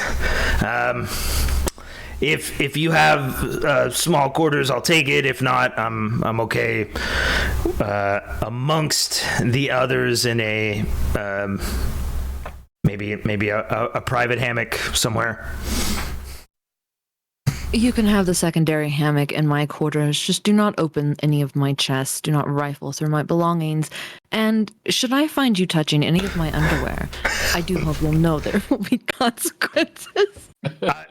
Of course, Captain. As one captain to another, I understand that your ship is your partner, and I would never go about defiling or any of that stuff. And I definitely would not go through that privacy barrier, and maybe I should sleep somewhere else. I do appreciate the comfort, but I don't want to impose. And then he just like goes on and on, like mumbling about this stuff, clearly sort of embarrassed. Malachite grins but furrows her brows. This is a ship. It is not a partner, nor is it a lover. And most of the time I spend my nights on the hammock that hangs just below the back of the ship. So, my bed is hardly used. Okay, sure, yes. I accept. Thank you, Captain. Ma'am. And he boards. Small grin and shakes her head. Cool. Anybody else? I'm gonna jump. I'm gonna go on all four and run and jump on the ship like a cat, and like swing if I have to. Which ship? That's how I'm gonna get on my ship. Yeah, your ship. Okay, just to make sure. Yeah, on the. If I have to jump on a tentacle, that's cool. Okay, so we got like wiggle walk slide or something. I don't know. We got Rock Bottom with Captain Barrack on it. We got Jaded Pumi with Malachite and and I'm just gonna say it like this. Soraya, is that it, or is it Soraya? I wrote it wrong. That's yeah. I'm gonna say it. I wrote it wrong. Soraya. Perfect. And then we have Levy with Liariel and Professor Purrington on it. The Navy sailors, except for Cleanthus, all on Jaded Pumi as well, and then Cleanthus by himself, camping on the top of Rock Bottom. Perfect. I wanted to say something. Oh yeah, go ahead. Yeah, do it up. After Professor Purrington boards Levy, Liariel approaches the tentacles that are holding onto the shore, and she gives them a stroke. One of the tentacles lifts her onto the ship. She then rubs the side of the ship, and all visible tentacles submerge and let go, so that now it just looks like a black ship. Any sailor who can see that is like blanched, whatever race they are or type or any of that stuff. They can't look at that stuff. The concept of it is like bonkers to them, so they either avoid it or like shake their heads or look away or whatever. Including the admiral, he's like very studiously looking towards the gears on the rock bottom, or like the rock or something, like literally anywhere other than that ship. All right. This bag has the tokens from before, as well as some new tokens. If you want to hit right click it if you have a ship, and I can obviously pick yours for the Jaded Pumi, but if you right click it and then search is the second thing, the tokens will load and you can pick a token for your ship. Yeah, what am I doing? The bag right here that's next to the purple die. Right click, search, pick a token. I guess I can't make it bigger though, so.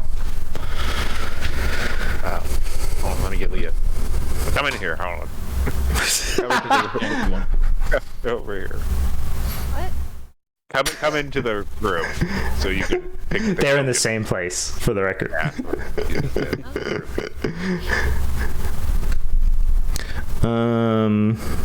If you want one just 'cause it looks weird. Yeah, that's cool. Yeah, I tried to include some like weird looking ones too, because we had the other ones. Shippy anyways. They're all shippy anyways, but yeah, I don't have one that's tentacled. You mean to tell me that you were not prepared with a tentacle ship? right. I didn't know everything when they said Kraken. I thought they meant like a spell. I didn't know it was in like the ship. Yeah. How do I add it? Do we want number? You just like pull it. Yeah, just pull it out, or I can pull it out if you want. It won't let me. What? Oh, you're right. I won't. I can't pick it either. What? How'd you get that? Wait, Fair? Number 3 you after? No, 13. No. Number 13. What the heck? Why can't I do it? Okay. Thank you. No problem. At 13.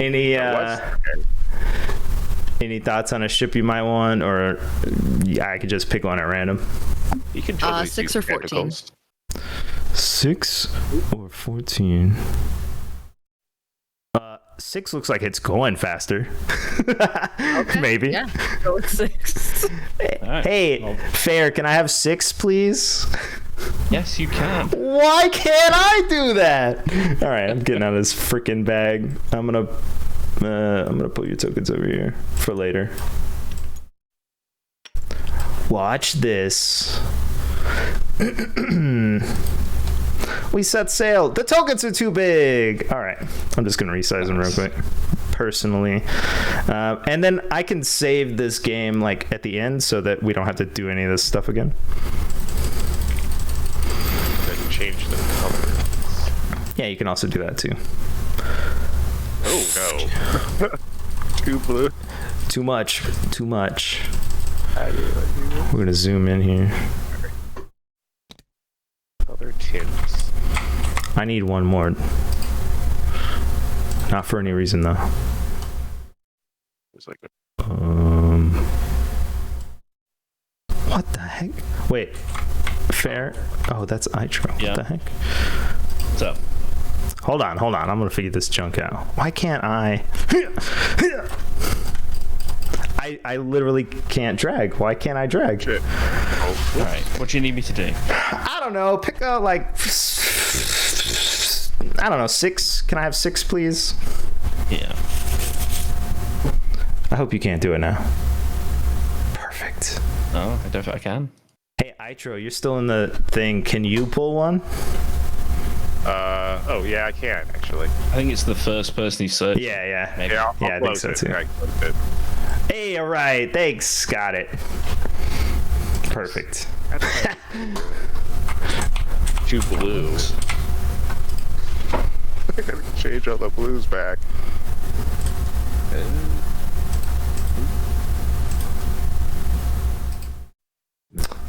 Uh-oh. I don't know what I just color tinted. All right. Something else. There we go.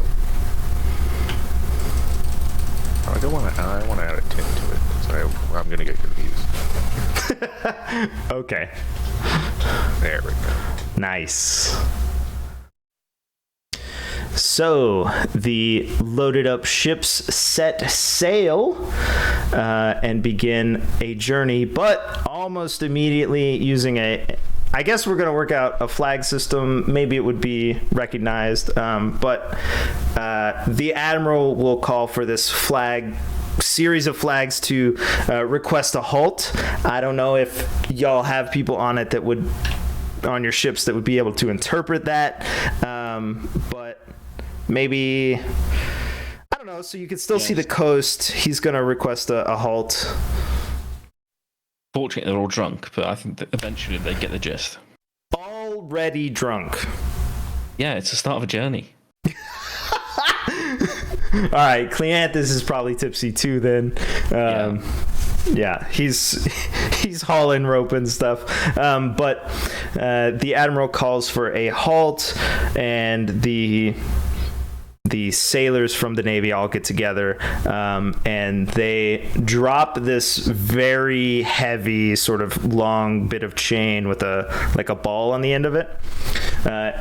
They all line up next to the edge of the deck, right? And they drop this big chain over together, and it sinks down to the bottom, and then Admiral Saltain calls for continuation, and y'all continue forward out into the distance. This ship should probably be leading, just because the Admiral's on it and he knows where you're going. But you're headed southeast. So let's see, south, pretty much directly southeast in that diagonal from the port. The sailors all sort of have their own rhythm, and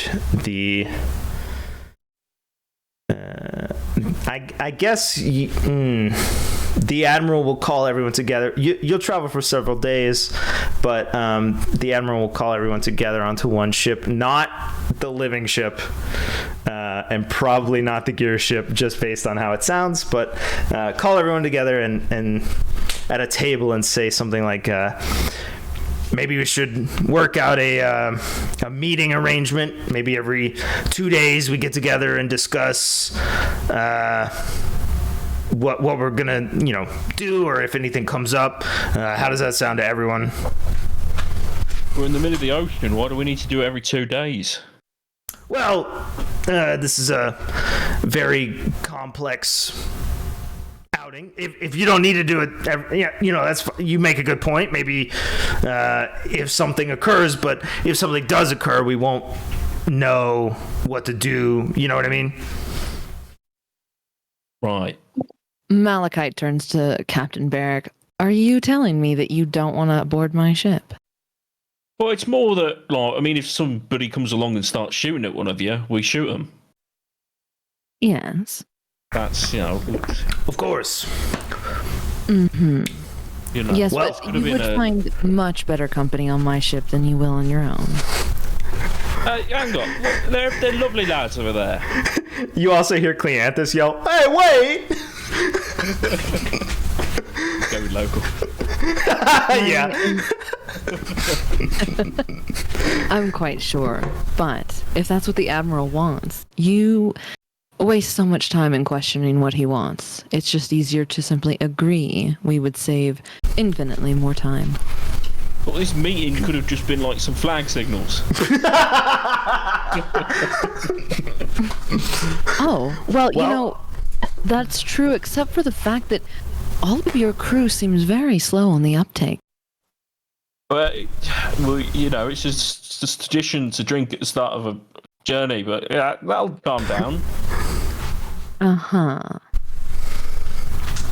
Right. So I turn to maybe every 3 days we could have breakfast aboard the ship. Get to know each other. Share thoughts and ideas, or not. That's okay too. If you don't want to, that's fine. It's not a requirement.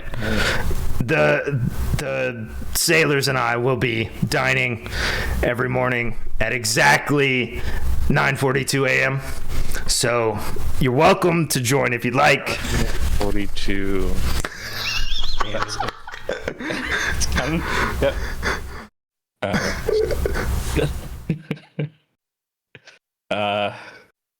Barrick's already very wrinkly faced, probably scrunched up.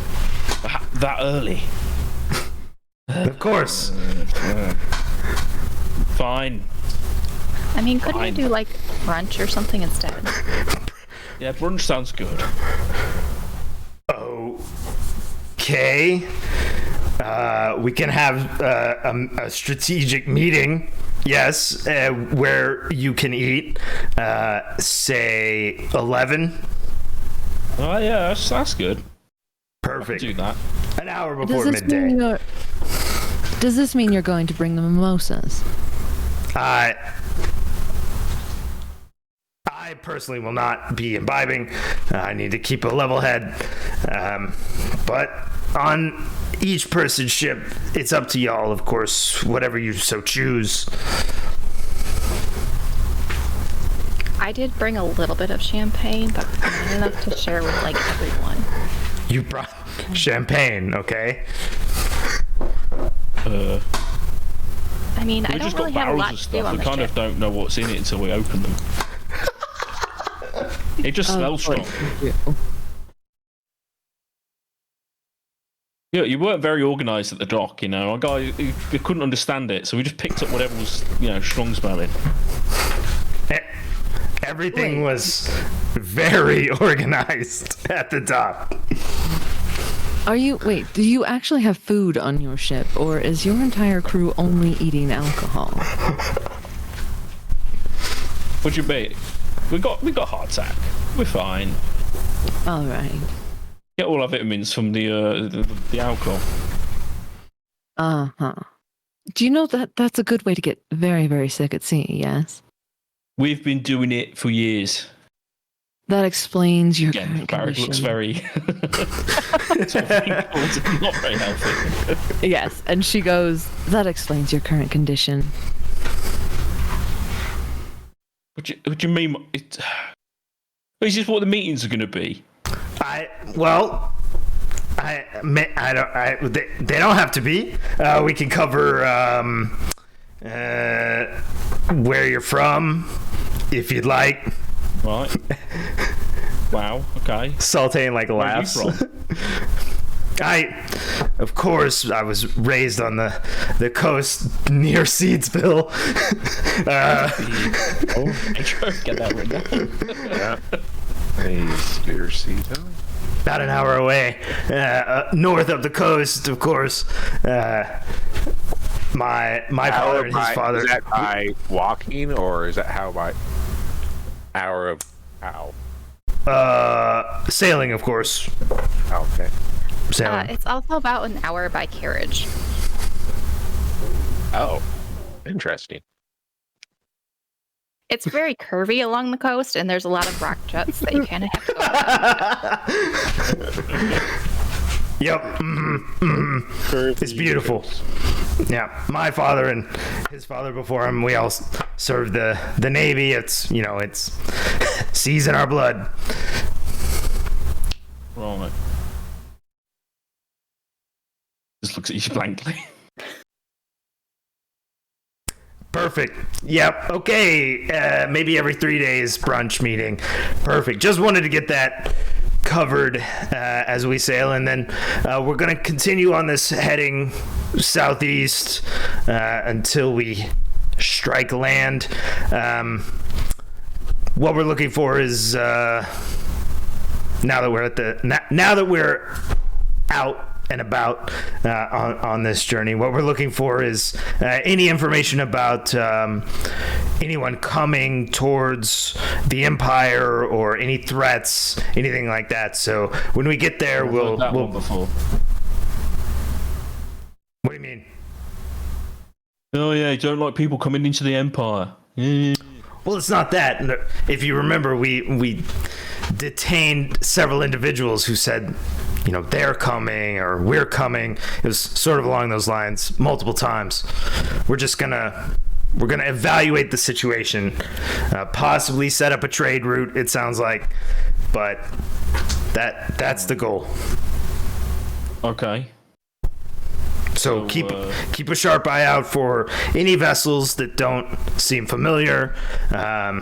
Land, of course, but that shouldn't happen for several weeks, 2 weeks max. But from our reconnaissance. Mm-hmm. What do we do if we do see them? Ships or land? Yeah, ships. Ships. Well, if they're unfamiliar, I guess we should probably avoid them, I would say. Right. What if they come towards us? I guess we make contact, as you do when ships approach each other at sea. Right. Okay, and what if they shoot at us? Well, we shoot them. Definitely. Okay, but do we shoot them to kill them or to disable? I guess that depends on the situation. If they're incredibly strong, well, we would hopefully take prisoners. We don't want to cause an incident. Remember the prince's information. That's fine. I'll just rule of engagement and all that. Right. Don't shoot unless they're shooting at us, or unless words have been spoken that sound like they're going to shoot us, and then try and detain them. Right. But how do we split the bounty if we do take a ship? If we take a ship down, yeah, or just like take over the ship, well,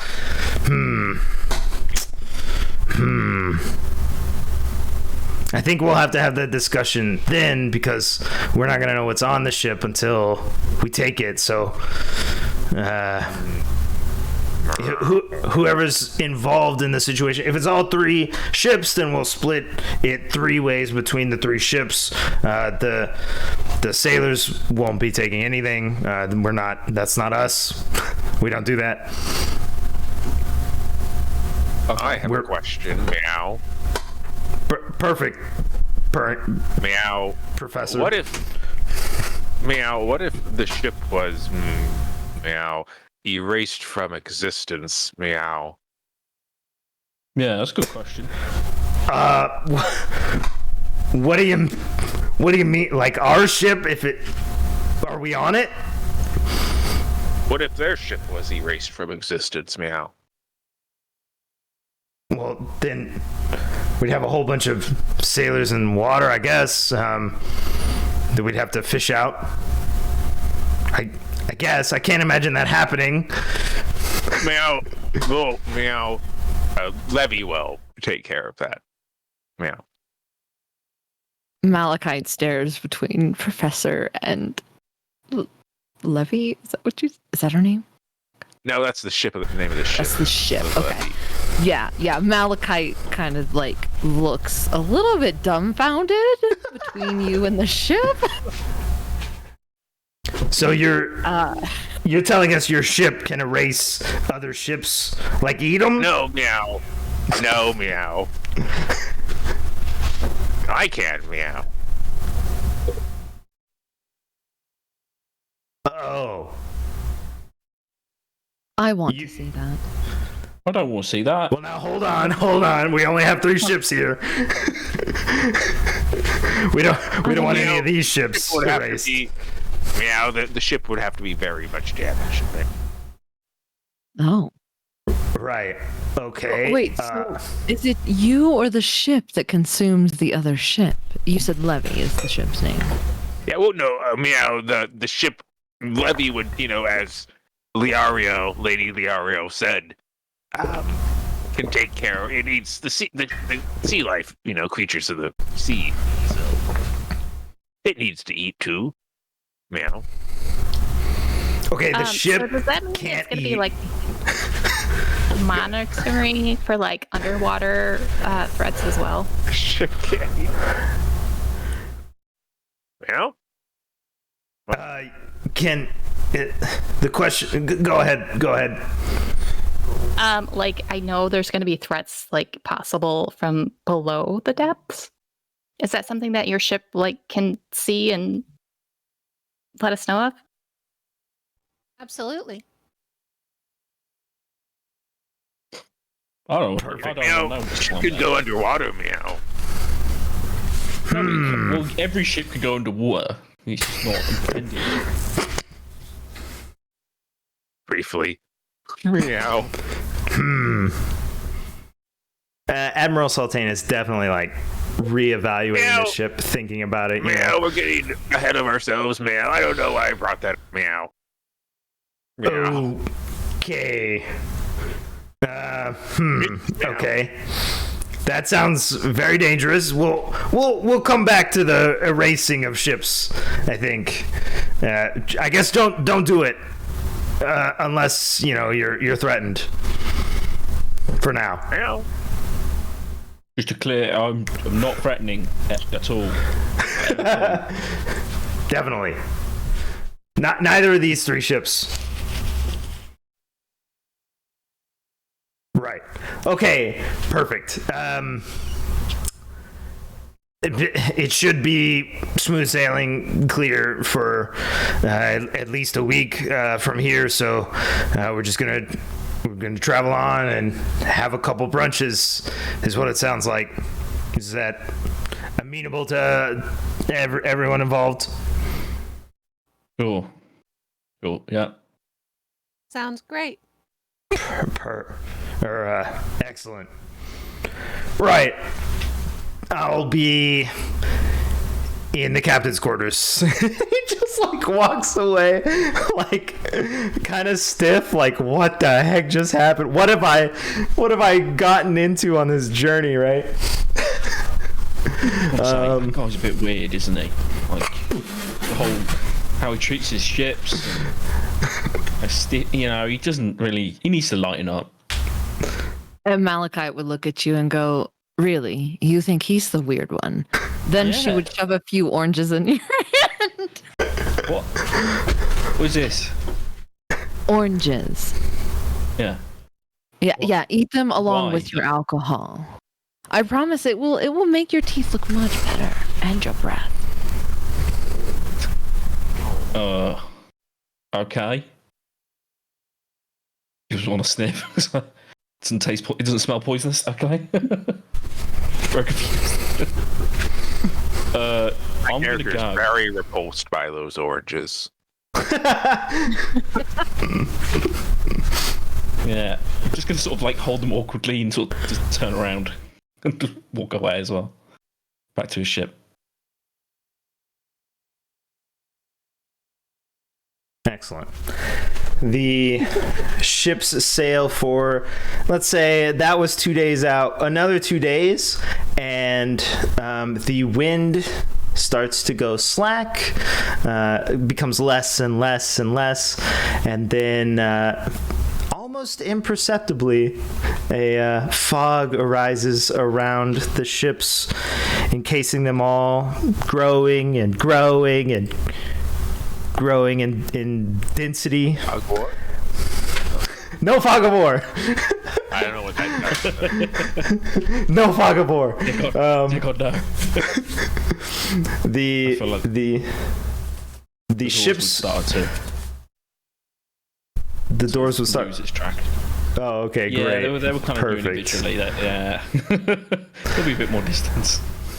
Okay. Rough steams, it's flipping. No, it's not rough seas. There are no waves. The wind starts to.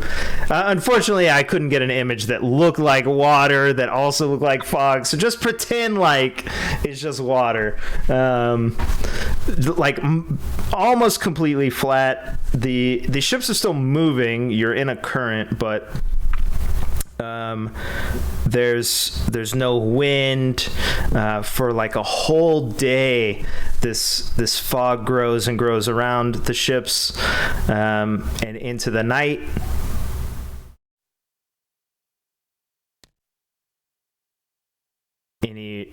Any actions anyone wants to take?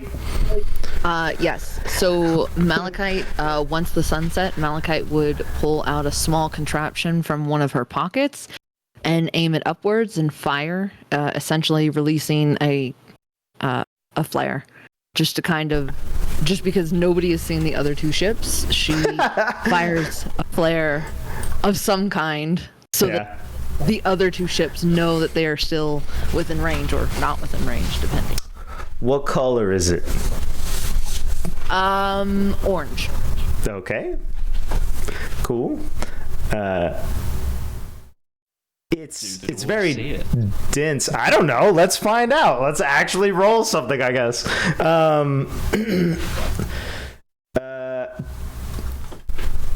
What are your ship doesn't have brilliance, right? Or does it? No, it doesn't. Combat ability, grit, and yeah, okay. Well, then I guess you roll for your ship. Brilliance roll. Brilliant. Okay. And then I got a 7.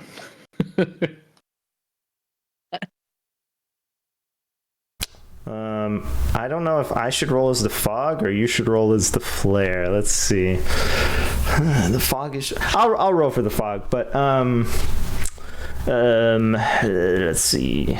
So you're on that ship, Cleanthus. Who's on the ship? Okay, so both of you, Liariel and Purrington, if you'll roll just brilliance rolls. Your modifier is applied to whatever the roll is. So if you got a positive, you're better at seeing stuff, or you're smarter. Do you include gear on that as well? Do you have gear that increases your brilliance? Yes. Yes, if it makes sense. All right. If it's like, glasses or yeah. like something magical maybe, or magical robes. I don't. Okay, sure, yeah. Well, yeah. Okay. That's why he's a walking cat. Got 18. Oh, okay. I'll just roll real quick. See how dense the fog is. Hoi. All right, cool. It's. I mean, this is a flare, right? So it changes especially at night. It changes the light within the fog, so you see it almost like kind of like lightning would be, except it's like more persistent, right? Because it falls slowly and just lights up the area above the ship. But I don't know how far you might want to be away from that or move towards it. Either one. But you would definitely be able to figure out where this ship is in the fog. Yeah, well, those will start like sailing in that direction. Trying to find it. I didn't roll very hard. Yeah, you can. You probably just start to hear the dwarves sort of singing.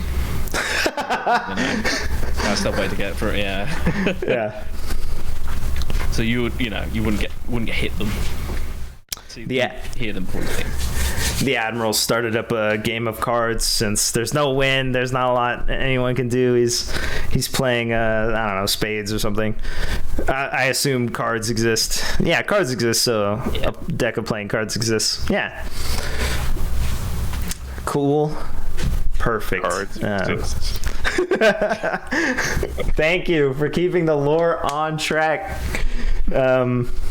The night goes uneventfully. It seems like I don't think anyone's gonna hit anyone, mostly because you're basically going so slow it would be difficult to do. And then as the sun comes up, it becomes lighter, and if you want to have brunch, you're welcome to. Not much else to do, so My character incessantly meows at Hilaria for food. He fed. He does give out a little bit of food at a time to Professor Turing. Encourages him to jump up and down and turn in circles between steps. Nice. Very, very acrobatic and trying to lose weight. luckily there's fog and not unless you're doing this at brunch. Nobody can probably see that on the deck. Oh god. Oh jeez. Okay. Cat jumped around the team. Yeah, brunch. Yeah, you probably see a few hungover dwarves like rolling a barrel over. Cool. Yeah. Alright, another one of these meetings. Yep. Just thought I brought something to make it fun. And I've got my drinking all there and I can sort of dip it into the barrel. Saltane's probably putting like jam or something onto toast. Because he already had breakfast at 9:42, so he's just eating to sort of make it less awkward that he's not just sitting there. Cool. During brunch, you hear a shout, of course, from up top. Oh, Captain or Captains, Captain. Yeah. And what? There's a ship. Okay. Where? In the fog. Has this guy not been given a compass or something? I would sort of stumble out of the meeting area and start looking like from the deck. Or... You took my compass 2 days ago. I don't remember that.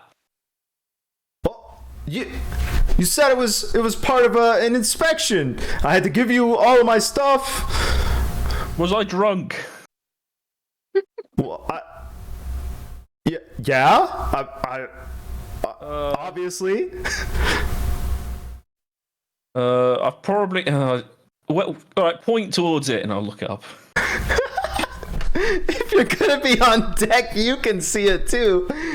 But sure, Cleanthus points towards this ship that's like booking it, like almost parting this fog, just straight towards y'all.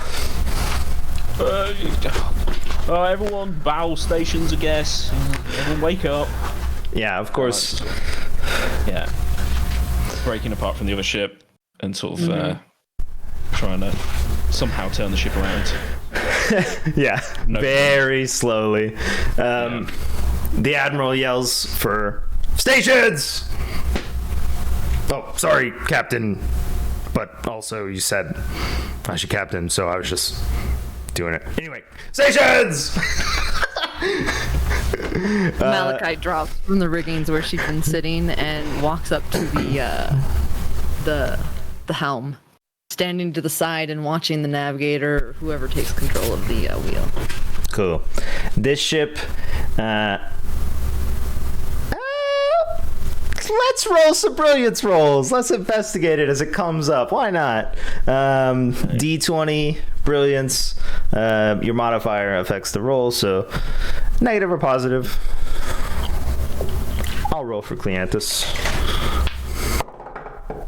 I've got. I have been drinking at my drinking horn, so that's my brilliance increased. Oh. Okay. It's still That's how that only works. 6. Perfect. Well, it's my gear item that's brilliance. So. And I was using it. I've got a buzz going on. It's functioning alcoholic. So I roll a 20 and see what I get? Yeah. Yeah, so you And roll a then add d20. Fire. Exactly, yeah. Have one. Okay. 23. Oh my gosh. He Okay. is a I'm a professor. smart cat. You're a very observant and smart cat, yes. Okay, well, anyone else got Why my really cat high always like stares that? at the wall. 24. Oh my god! Why? God. All right. It's after the modifier, of course. But yeah. Yeah. So do the modifiers only come from the gear? Is that right? No. The modifiers are just your stats, and then abilities affect these d20 rolls as well. So if you use an ability to see something or shoot something or whatever, that would go into your roll as well. Or your gear can affect this roll if it makes sense. Okay. But Hopefully I did this sheet right. I should have sent it to you after I put the numbers in. But I'm looking at 26. So, what is your brilliance, like the number? yeah. The number is 20. I slotted my Right. second highest number in brilliance. So And you've got a +0 modifier. yeah, Brilliance. Plus any gear. right. Yes, no gear, but I rolled the dice. So how does the dice function, So- like add in? So for example, you roll, I'm just going to roll on screen. Okay. 14. That's what the character is perceiving unless they have a modifier. Like if you had a 20, which is like the base, that there wouldn't be a modifier, so it would just be a 14. But if you had like 24, then it would be 14 plus 4, or an 18 would be 14 minus 2 because the modifier. I can pull a sheet as well if you want. No, that's okay. Yeah, Okay. I've never done rolls, so I wasn't actually sure how I. Oh yeah, you're good. Yeah, this is sort of the intro thing anyway, so we're gonna learn all this stuff. Or Yeah. not very much because it's mostly just talking, but yeah. Okay, yeah. So Yeah, so I when you got a 14. Mm-hmm. Okay, cool. That's what I got. The 20 amazing 3 and 4. A 24 would be like perfect roll though. Like a 20, you rolled a 20? I rolled a 20 with a physical die. Dang. All right, cool. Well done. No, I'm surprised myself, but I'm gonna go with it.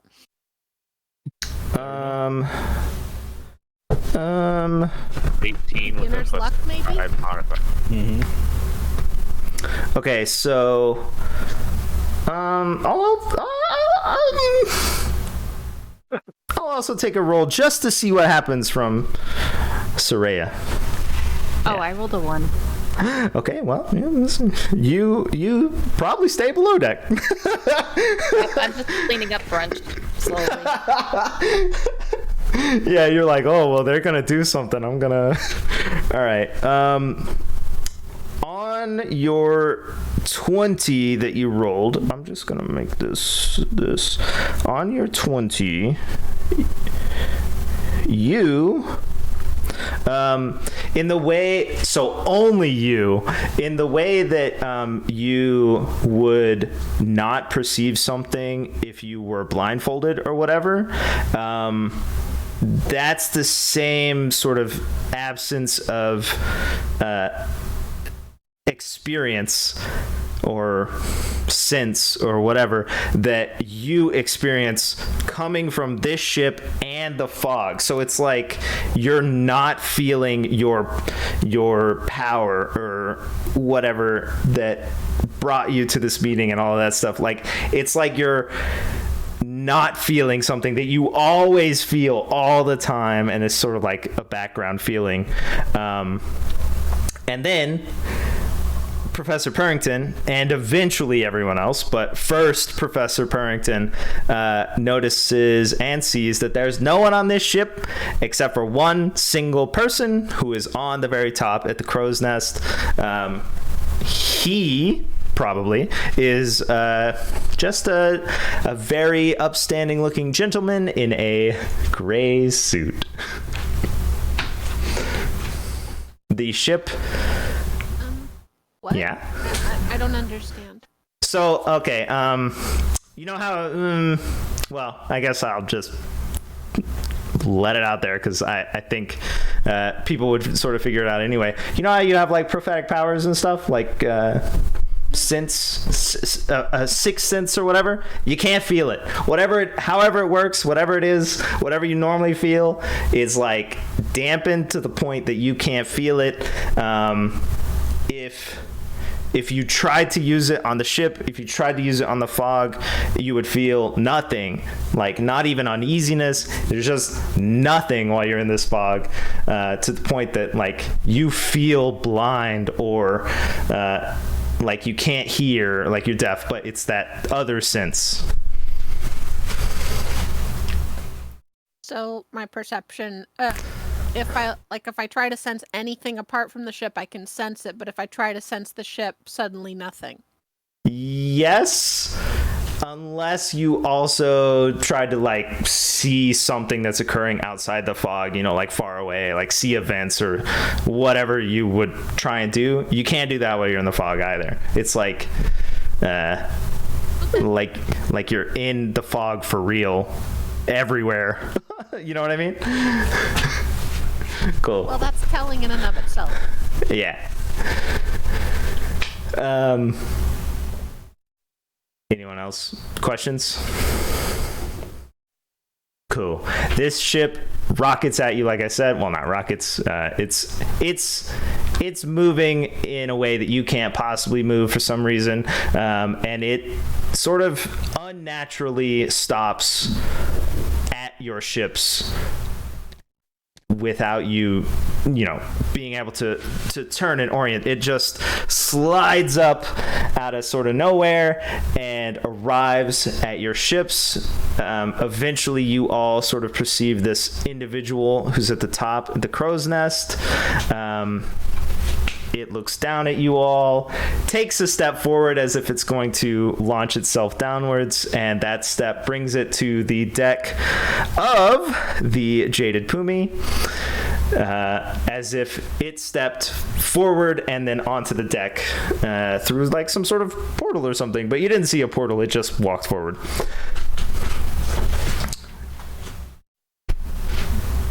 All right, Malachite would step forward. The rest of her crew would stand towards the back or stand away enough that they would still hear what's going on and could intervene if necessary. She would look at the man and say, "I suppose I will greet you to my ship, but normally etiquette requires you wait until you're invited." Yes, Captain. Don't worry, etiquette won't apply here. And it looks down sort of into your ship and takes another step away into presumably your ship. It vanishes somewhere inside your ship. Malachite blinks for a second and then starts barking orders at her sailors, and she drops below deck as quickly as she can, trying to find wherever this went. Cool. I'll take a brilliance roll from you, just to sort of like see what the crew can find. And then Soraya's also on the ship, but below decks. I guess I'll take a presence roll for that one. More like because you didn't see it, right? So what do you feel sort of anything that happens or whatever? You know what I mean? Okay. 9. So you're 9. You're rolling a d20 and then using the stat, whatever the modifier is, you're adding or subtracting. But again, brilliance 0. Okay, so I rolled a 12. Okay. You said brilliant, right? Yep.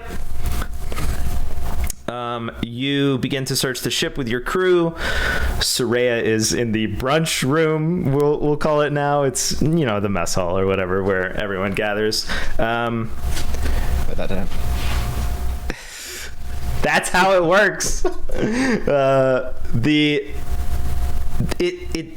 You search all the places that make sense, right? Like, what is it looking for? Maybe it's looking for items or gold or, sphere is the currency. But anyway, the important part is it looking for a currency? Is it looking for treasure of some sort? Is it looking for something? So you go to those places first. It's not in the hold. It's not in your quarters. It's not in the food or whatever. It's not in the brunch room. It is in none of these places, which only leaves several locations that are sort of more secluded. And in doing a search of those places, it seems as though whatever it was doing is in one of those places, and it completed it, whatever it was. Because you don't find it in those places. You look in those places last and don't find it. Yeah. Okay, how would we be able to tell whatever it did?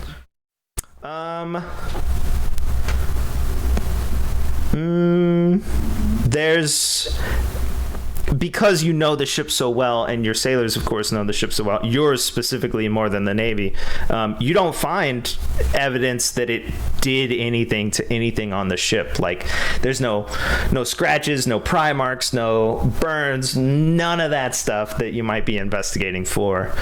No physical changes at all. All right, so Malachite would return, once that had been determined, she would return to above ship and then yell across to the levee, asking them if they had mentioned the tentacles can see or something like that. She would ask if their living ship can see anything underneath her ship. That's correct. The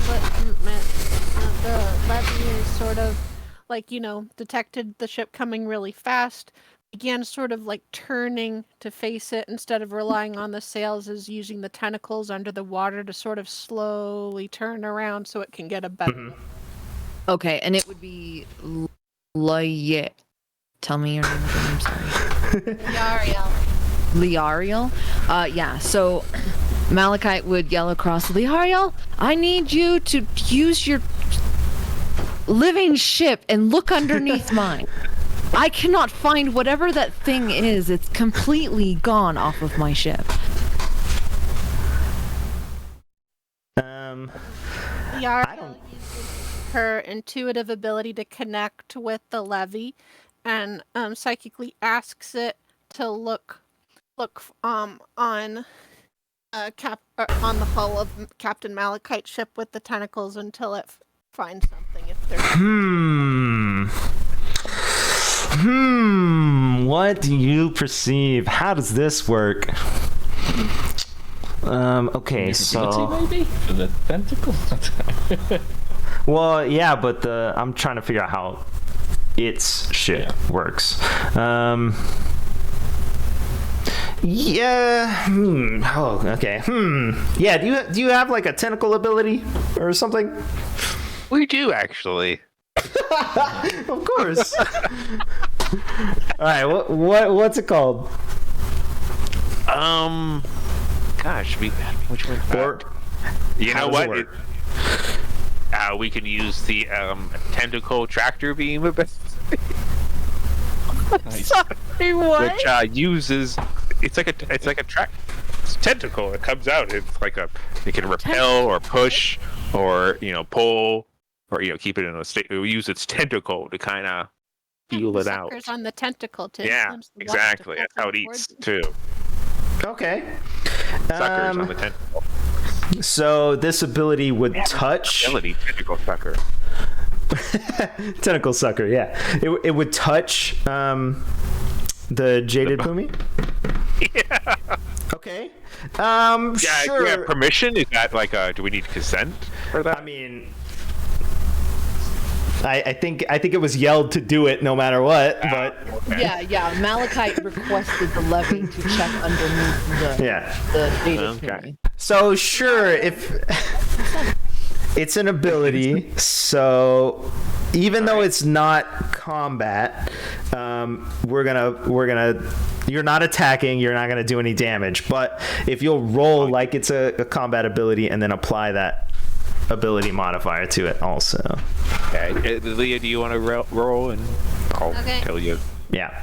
modifier Unfortunately, I rolled a 7. is 2, so a 9. A 9, tentacle touching underneath. Tentacle touching.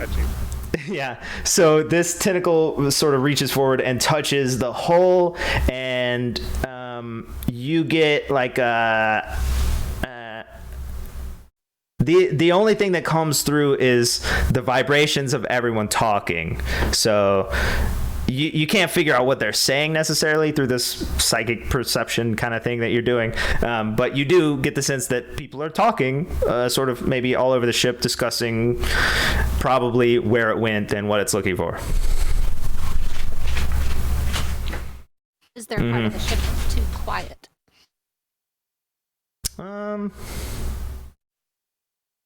No, I don't think you get any sense like that, like it's hiding anything or anything. Nah, nothing like that. Cool. Anything you want to add, Captain Barrick? No, they tried to turn around, breaking apart from the ship, and then as soon as it got in, they tried to turn around again, and now they're just kind of spinning out of control. 'Cause they're all a bit hungover. So they're trying to get it under control. Cleanthus is on the side. Wait. Because you're just spinning and he's trying to hold it in. Cool. After the yelling and the sort of tentacle perception, maybe 30 seconds goes by after that search has occurred and the touching and perception, this entity reappears on its deck, sort of right next to where you would be able to perceive it, but you aren't on the deck with it, right? And it says, "Don't bother. I've completed my business. All I can say is fair winds." And then its ship begins to exit the vicinity for sure.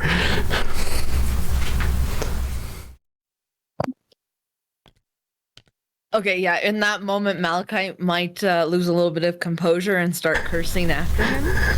Okay. Probably wouldn't fire a weapon at him, but that's what she... Okay. Cool.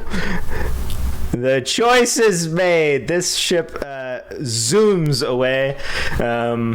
No wind looks like it's blowing on this entity. The ship's just like cruising away, and you spend roughly the same amount of time exiting the fog as entering. The wind picks back up, and you begin to cruise normally again. Cool. The brunches are wonderful and magnificent, and then after several days, maybe there's a rainstorm or something like that, but the trip is uneventful, I'll say, up until you hear another yell, this time from a competent individual who's supposed to be sighting, who yells, "Land! Land!" and yells it multiple times. And that sort of call is called across all three ships, that land has been discovered. Anything you want to do before land? I just wanted to make a side note and say that last encounter, if the Marshal was there, we would have been in a fight. Yeah, of course. I know. But the Marshal knows what it is. Like, your other characters know what it is, and these people do not. So. So yeah, Malachite would have, after the other ship left, and they started sailing, getting started sailing again, she would have cornered the Admiral and like demanded to know what the fuck that was and what he was hiding, what information he was withholding from them. Okay, that's a tense encounter. Let me think about what happened. Okay. Yeah, and I can voice it as well. No, you're good. I mean, like, what he would know. I don't. I think it would be a very simple conversation of, I don't know what that is. We've never seen a ship anywhere close to that description. All right, and then what do you think that thing was even doing on my ship? Well, we searched the ship. It doesn't seem like it did anything. There's no evidence that it touched anything. Although it doesn't seem like it touches things. It walks through stuff. Why would it have walked through my ship, though? I honestly, I don't know. Maybe I want to say maybe it was looking for something and didn't find it, but I don't know what you keep. I checked my storage and all of my stuff is still there.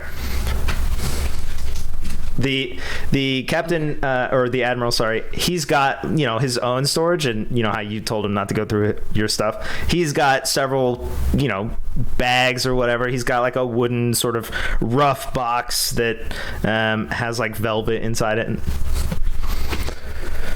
Okay, would anything have been taken from the captain's quarters? No. Nothing would be moved. Nah. Okay. All right. Yeah. I wish I could give you more information, but I really don't know. I was entrusted with something and it's still there. So, yeah. Wait, are you sure it's the actual one and it's not a replica? Something swapped? Pretty sure. I don't want to test it though. All right. Well, we have not been able to find whatever it did. So I'll have to, once we get to land, I will take a look underneath my own ship to make sure there's nothing amiss. Okay. That sounds good. We're probably in search of all the ships. Maybe it looked like it was on this one, but moved to the other ones or something. So we'll get a good search of all the ships. I don't really want to do the tentacle one. That's kind of freaking me out. But we will. Right. Yeah. Perfect. All right. Cool. Anybody else? They did do a ship, like a search of Barrack's ship. Mm-hmm. Like, yeah, there's several barrels missing. Definitely taken them. Okay. Yeah, after review, definitely several missing. We think it stole alcohol. Yes. Okay, got it. I've noted it down in the records. Good. Yeah. Now, time for our land sighting party. Scribe Jensen, can you mark down several barrels? Perfect. Thank you. Yeah, so land sighting, perfect. And that's where we're going to call it for today. But land has been discovered. Next time, we'll decide what will be done at said land. Oh, whoops, just kidding. You're over there. But after almost 2 weeks of travel, you come across a coastline. No visible cities here. So, like I said, next time we will decide what path will be taken in order to achieve our goals. We'll probably have a brunch meeting, and we'll go from there. I want to erase a bird from existence. No? Okay, sure. Yeah. Yeah. Can anyone else see it? No. Well, I mean, I'm asking, like, if he does it out in the open in front of a bunch of people. Yes, Wait, Ariel sees. Well, yeah, okay. Eyeing a bird very interestingly, perhaps he's making like tittering noises, Yeah. and then he erases the bird. At least that's what she sees. Oh God. Yeah, anyone who see it witnesses that Here, is freaked the out. blue beam. Yeah, you- he's not freaked out. He has done this many times. Yeah. Right. Anyone who's never seen it would've put before.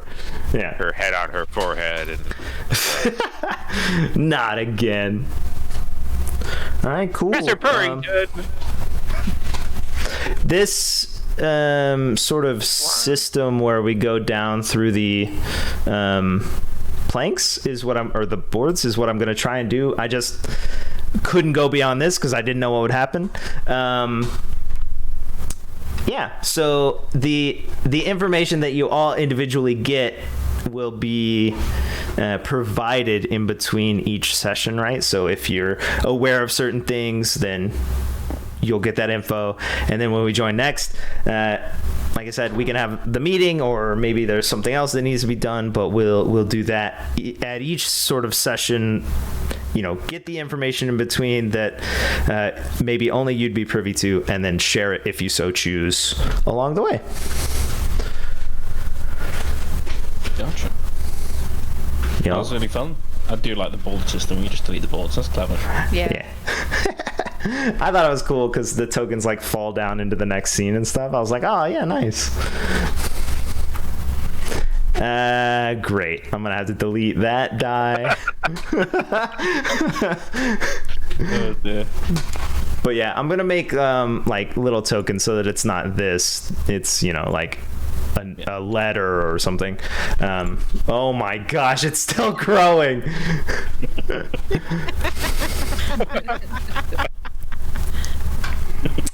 I'll go ahead and save real quick before anything else happens.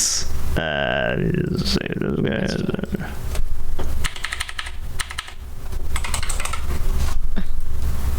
All right, perfect. I got it. Cool. I'm going to. Oh god, Fog of War is like this zone thing. It's like a. Oh yeah. Oh god, you can't delete that if you do that. So yeah. It like don't do hides. See, it hides tokens and stuff. So if you put, oh, well, there you go. And there's the table. Perfect. that. I'm glad you saved. Yeah. It's fine. I have the original saved anyway. Yeah. It just continues to go, except for the Fog of War, apparently. Cool. It was a pleasure. Yeah. Thanks for playing and spending time and all that stuff. I appreciate it. And hopefully the story continues and gets really interesting and cool and everyone's got a part and all that stuff. How do you get the dice?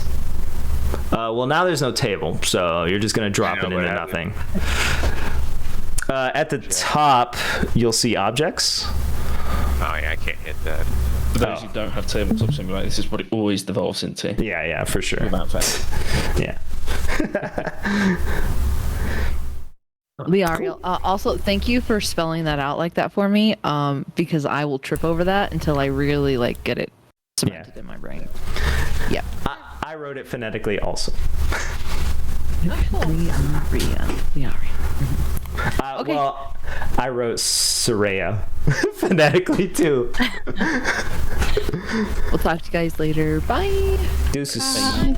Bye. I'm leaving too. See you next time. Bye. Thanks. Yeah, next time. And you also, of course, thanks for chilling, like I said, spending time watching and experiencing and all of that stuff. We got a crazy crew this time, so it's going to be wild, I think. But for now, have a wonderful whatever it is. Deuces. Ten hearts.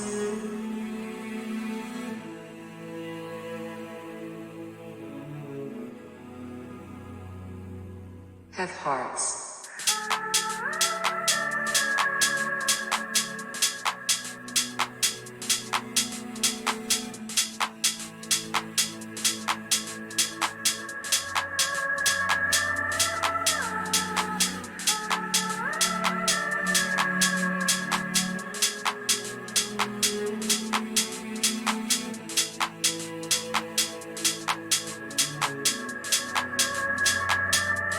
Have hearts.